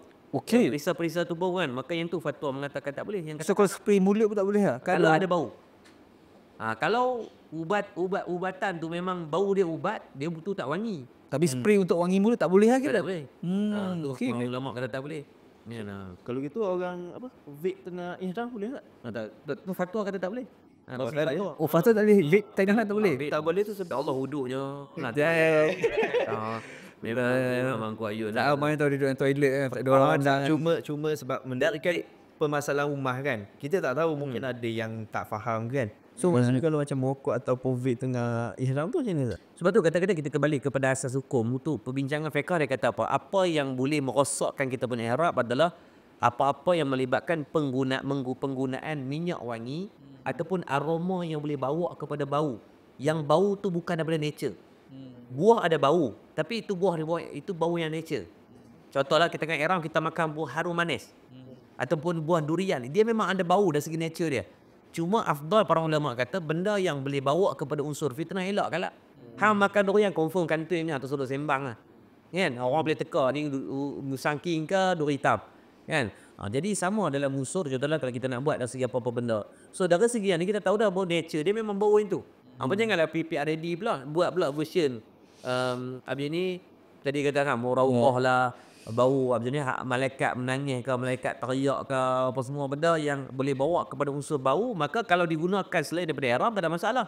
Hang nak berguling tidur ikat hidung pun tak apa. Tapi kalau tengah ihram benda tu boleh mendatangkan bau ataupun aroma yang kuat, maka ni ilah mengatakan tidak boleh merosakkan ihram. Kena nanti Allah Muhammad tak pasal-pasal kena dam. Kan? Tuan Amin, ada apa-apa kata-kata akhir kat viewersi tu? Kata-katanya untuk yang masalah merokok dengan vape ni, memang kita tahu untuk berhenti tak mudah tapi tak mustahil. Dan ramai yang berjaya. Yang penting tepuk dada tanya iman anda nak berhenti tak nak. Berapa orang dah berhenti pakai benda ni? Berhenti rokok? Okay, kalau dari segi statistik untuk totalnya kita tak boleh nak bagi tahu secara ni lah. Tapi dah ramai yang berjaya, ramai yang bagi perkongsian yang positif. Dan ramai kita dah interview yang berjaya berhenti. Alhamdulillah. Boleh tengok dekat TikTok account Is lah, boleh kita tengok dekat TikTok kita, Is Narcissistic. testimoni banyak kan? Testimoni banyak. Kita perkongsian tu dia orang sendiri willing. Sebab dia orang dah berjaya nak sharekan kebaikan. Sebab dia orang sendiri rasa perkongsian dia orang tu boleh jadikan saham dia orang untuk bantu orang lain untuk berhenti juga ketagihan rokok dengan vape ni. Antara TikTokers famous yang dah berjaya berhenti rokok, vape, Alif Ladambro betul tuan? Alif Ladambro pakai Is Narcissistic. Alif Ladambro. Ustaz Razan, Ladambro dulu. Tak ingat dah. Tak ingat. Ustaz ada apa kata-kata akhir kepada orang yang masih hisap rokok di zaman fahsyat yang mungkar makin tinggi ni? Satu saya rasa satulah kita pasti akan mati. Mati bukan sebabkan rokok ke, mati sebabkan makanan ke, mati sebab kemalangan ke. Itu hakikat kematian pasti akan jumpa. Cuma satu bila Allah pesan saya benda macam tu saya pun teringat lah kan. Kalau kita mati dalam keadaan yang kita masih sedang melakukan perbuatan kita kata tak betul ni, apa kita jawab depan Allah nak fikir kan. Malaikat Allah katanya kita wahai si fulan bin si fulan, wahai aku Isra dulu hai isap rokok. Sehari 400 pergerakan tangan ni. Tangan akan jadi saksi al-yauma nakhtimu ala afwahim wa tukallimuna aydihim wa tashhadu arjuluhum bima kanu yaksibun kan. Tangan akan jadi saksi kan. Kaki akan tangan bercakap, kaki jadi saksi. Jadi kita tak maulah penyaksian daripada tangan kita ni tunjuk pada kebaikan dan tunjuk pada keburukan. Kita nak dia tunjuk benda-benda yang baik dah, insya-Allah mudah-mudahan. Jadi berhenti bukan sebab orang, berhentilah sebab diri sendiri. Kalau kita berhenti sebab pasangan, kalau Allah takdirkan pasangan tak ada, kita akan buat balik benda tu. Kalau berhenti sebab anak, kalau Allah takdirkan anak kita tak ada, kita akan kembali kepada benda yang tak elok tadi. Jadi berhentilah mudah-mudahan kerana Allah Ta'ala dan sebab kita sendiri nak jadi umat yang nak duduk dengan Nabi sallallahu alaihi wasallam. Saya yakin kalaulah Nabi melihat keadaan umat yang sedang merokok, yang sedang vape, yang sedang buat benda-benda yang tak elok ni, Nabi akan sedih dan menangis. Nabi tengok orang tak sembahyang pun Nabi riau. Nabi tengok orang buat masalah sikit pun Nabi rasa self belonging tu, rasa kekitaan tu. Jadi kita pun cubalah buat benda yang sama. Mudah-mudahan Allah bagi untuk nak berhenti tu. Dia nak berhenti ni memang kena tekad lah kan. Dia tak boleh geli-geli. Ustaz saya ni saya nak try. Kalau nak try insya-Allah lah takkan jadi. Kalau nak geli-geli seorang geletek. Tapi kalau nak tekad nak berhenti, buat betul-betul. InsyaAllah Allah akan bagi.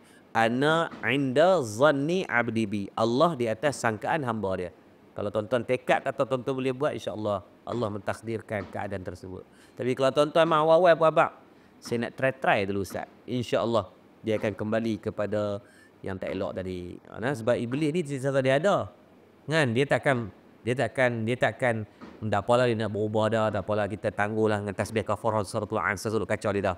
Dia akan kacau dengan kepelbagai bentuk helah dan juga kaedah. Jadi mujahadah kita lawan dengan dia lah mudah-mudahan kan. Dan last Nabi sebut dalam hadis untuk yang sedang mujahadah ni, Nabi kata al-ibadatu fil harji kahijratin ilayya.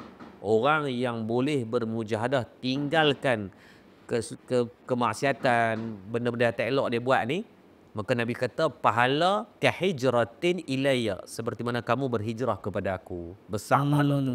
Nah, jadi samalah semua sedang berkonflik ini nak meninggalkan ini permasalahan masing-masing kan. Jadi mudah-mudahan pahala tu Allah kurniakan kepada kita semua. Allahu a'lam. Allahu alam. And finally daripada saya, antara saya paling terkesan sekali tadi adalah bila saya cakap straight dengan mungkin viewer yang sebaya dalam lingkungan umur saya dan 20-an. Ustaz pun 20-an lagi Oi, jangan macam-macam. Saya dah 6 anak lah. Mudah-mudahan termakbul doa tu. Amin amin. So untuk macam viewer yang 20-an mungkin ya ramai orang yang mungkin isap vape, especially zaman sekarang rokok saya tak nampak sangat kalangan umur saya banyak. Maybe vape banyak.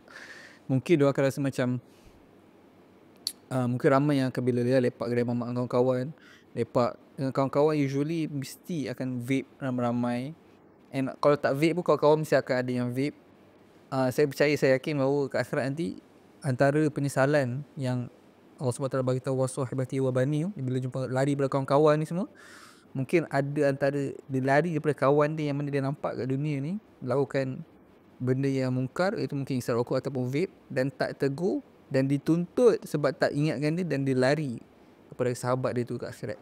So paling-paling pun kalau tak mampu nak tegur, mungkin daripada hati tu rasa macam member dia tak patut buat benda ni, insyaAllah. So thank you so much Ustaz. Jauh daripada Kedah guys. So Ustaz telah menyeru Yusuf ke Madat. So insyaAllah Ustaz akan cari masa untuk mewujudkan diri di sana, insyaAllah. Dan juga Tuan Amin, terima kasih sebab menjadi penaja untuk episod ni. Semoga ramai yang akan berhenti daripada episod ni, berhenti rokok, vape dan sebagainya. Korang nak dapat kan It's Nicer Stick, tekan link kat bawah. Ada link kat bawah. At least orang selalu bagi duit raya kat orang, tapi kali ni jangan bagi duit raya guys. Kita tahu siapa yang isap rokok, kita bagi free. Kita bagi hadiah-hadiah untuk berhenti rokok. Kita bagi It's Nicer Stick. InsyaAllah guys, biasa boleh komen kat bawah apa-apa soalan korang. Boleh komen siapa guest yang korang tengok lagi next. InsyaAllah kita akan jumpa ke episod akan datang. Assalamualaikum.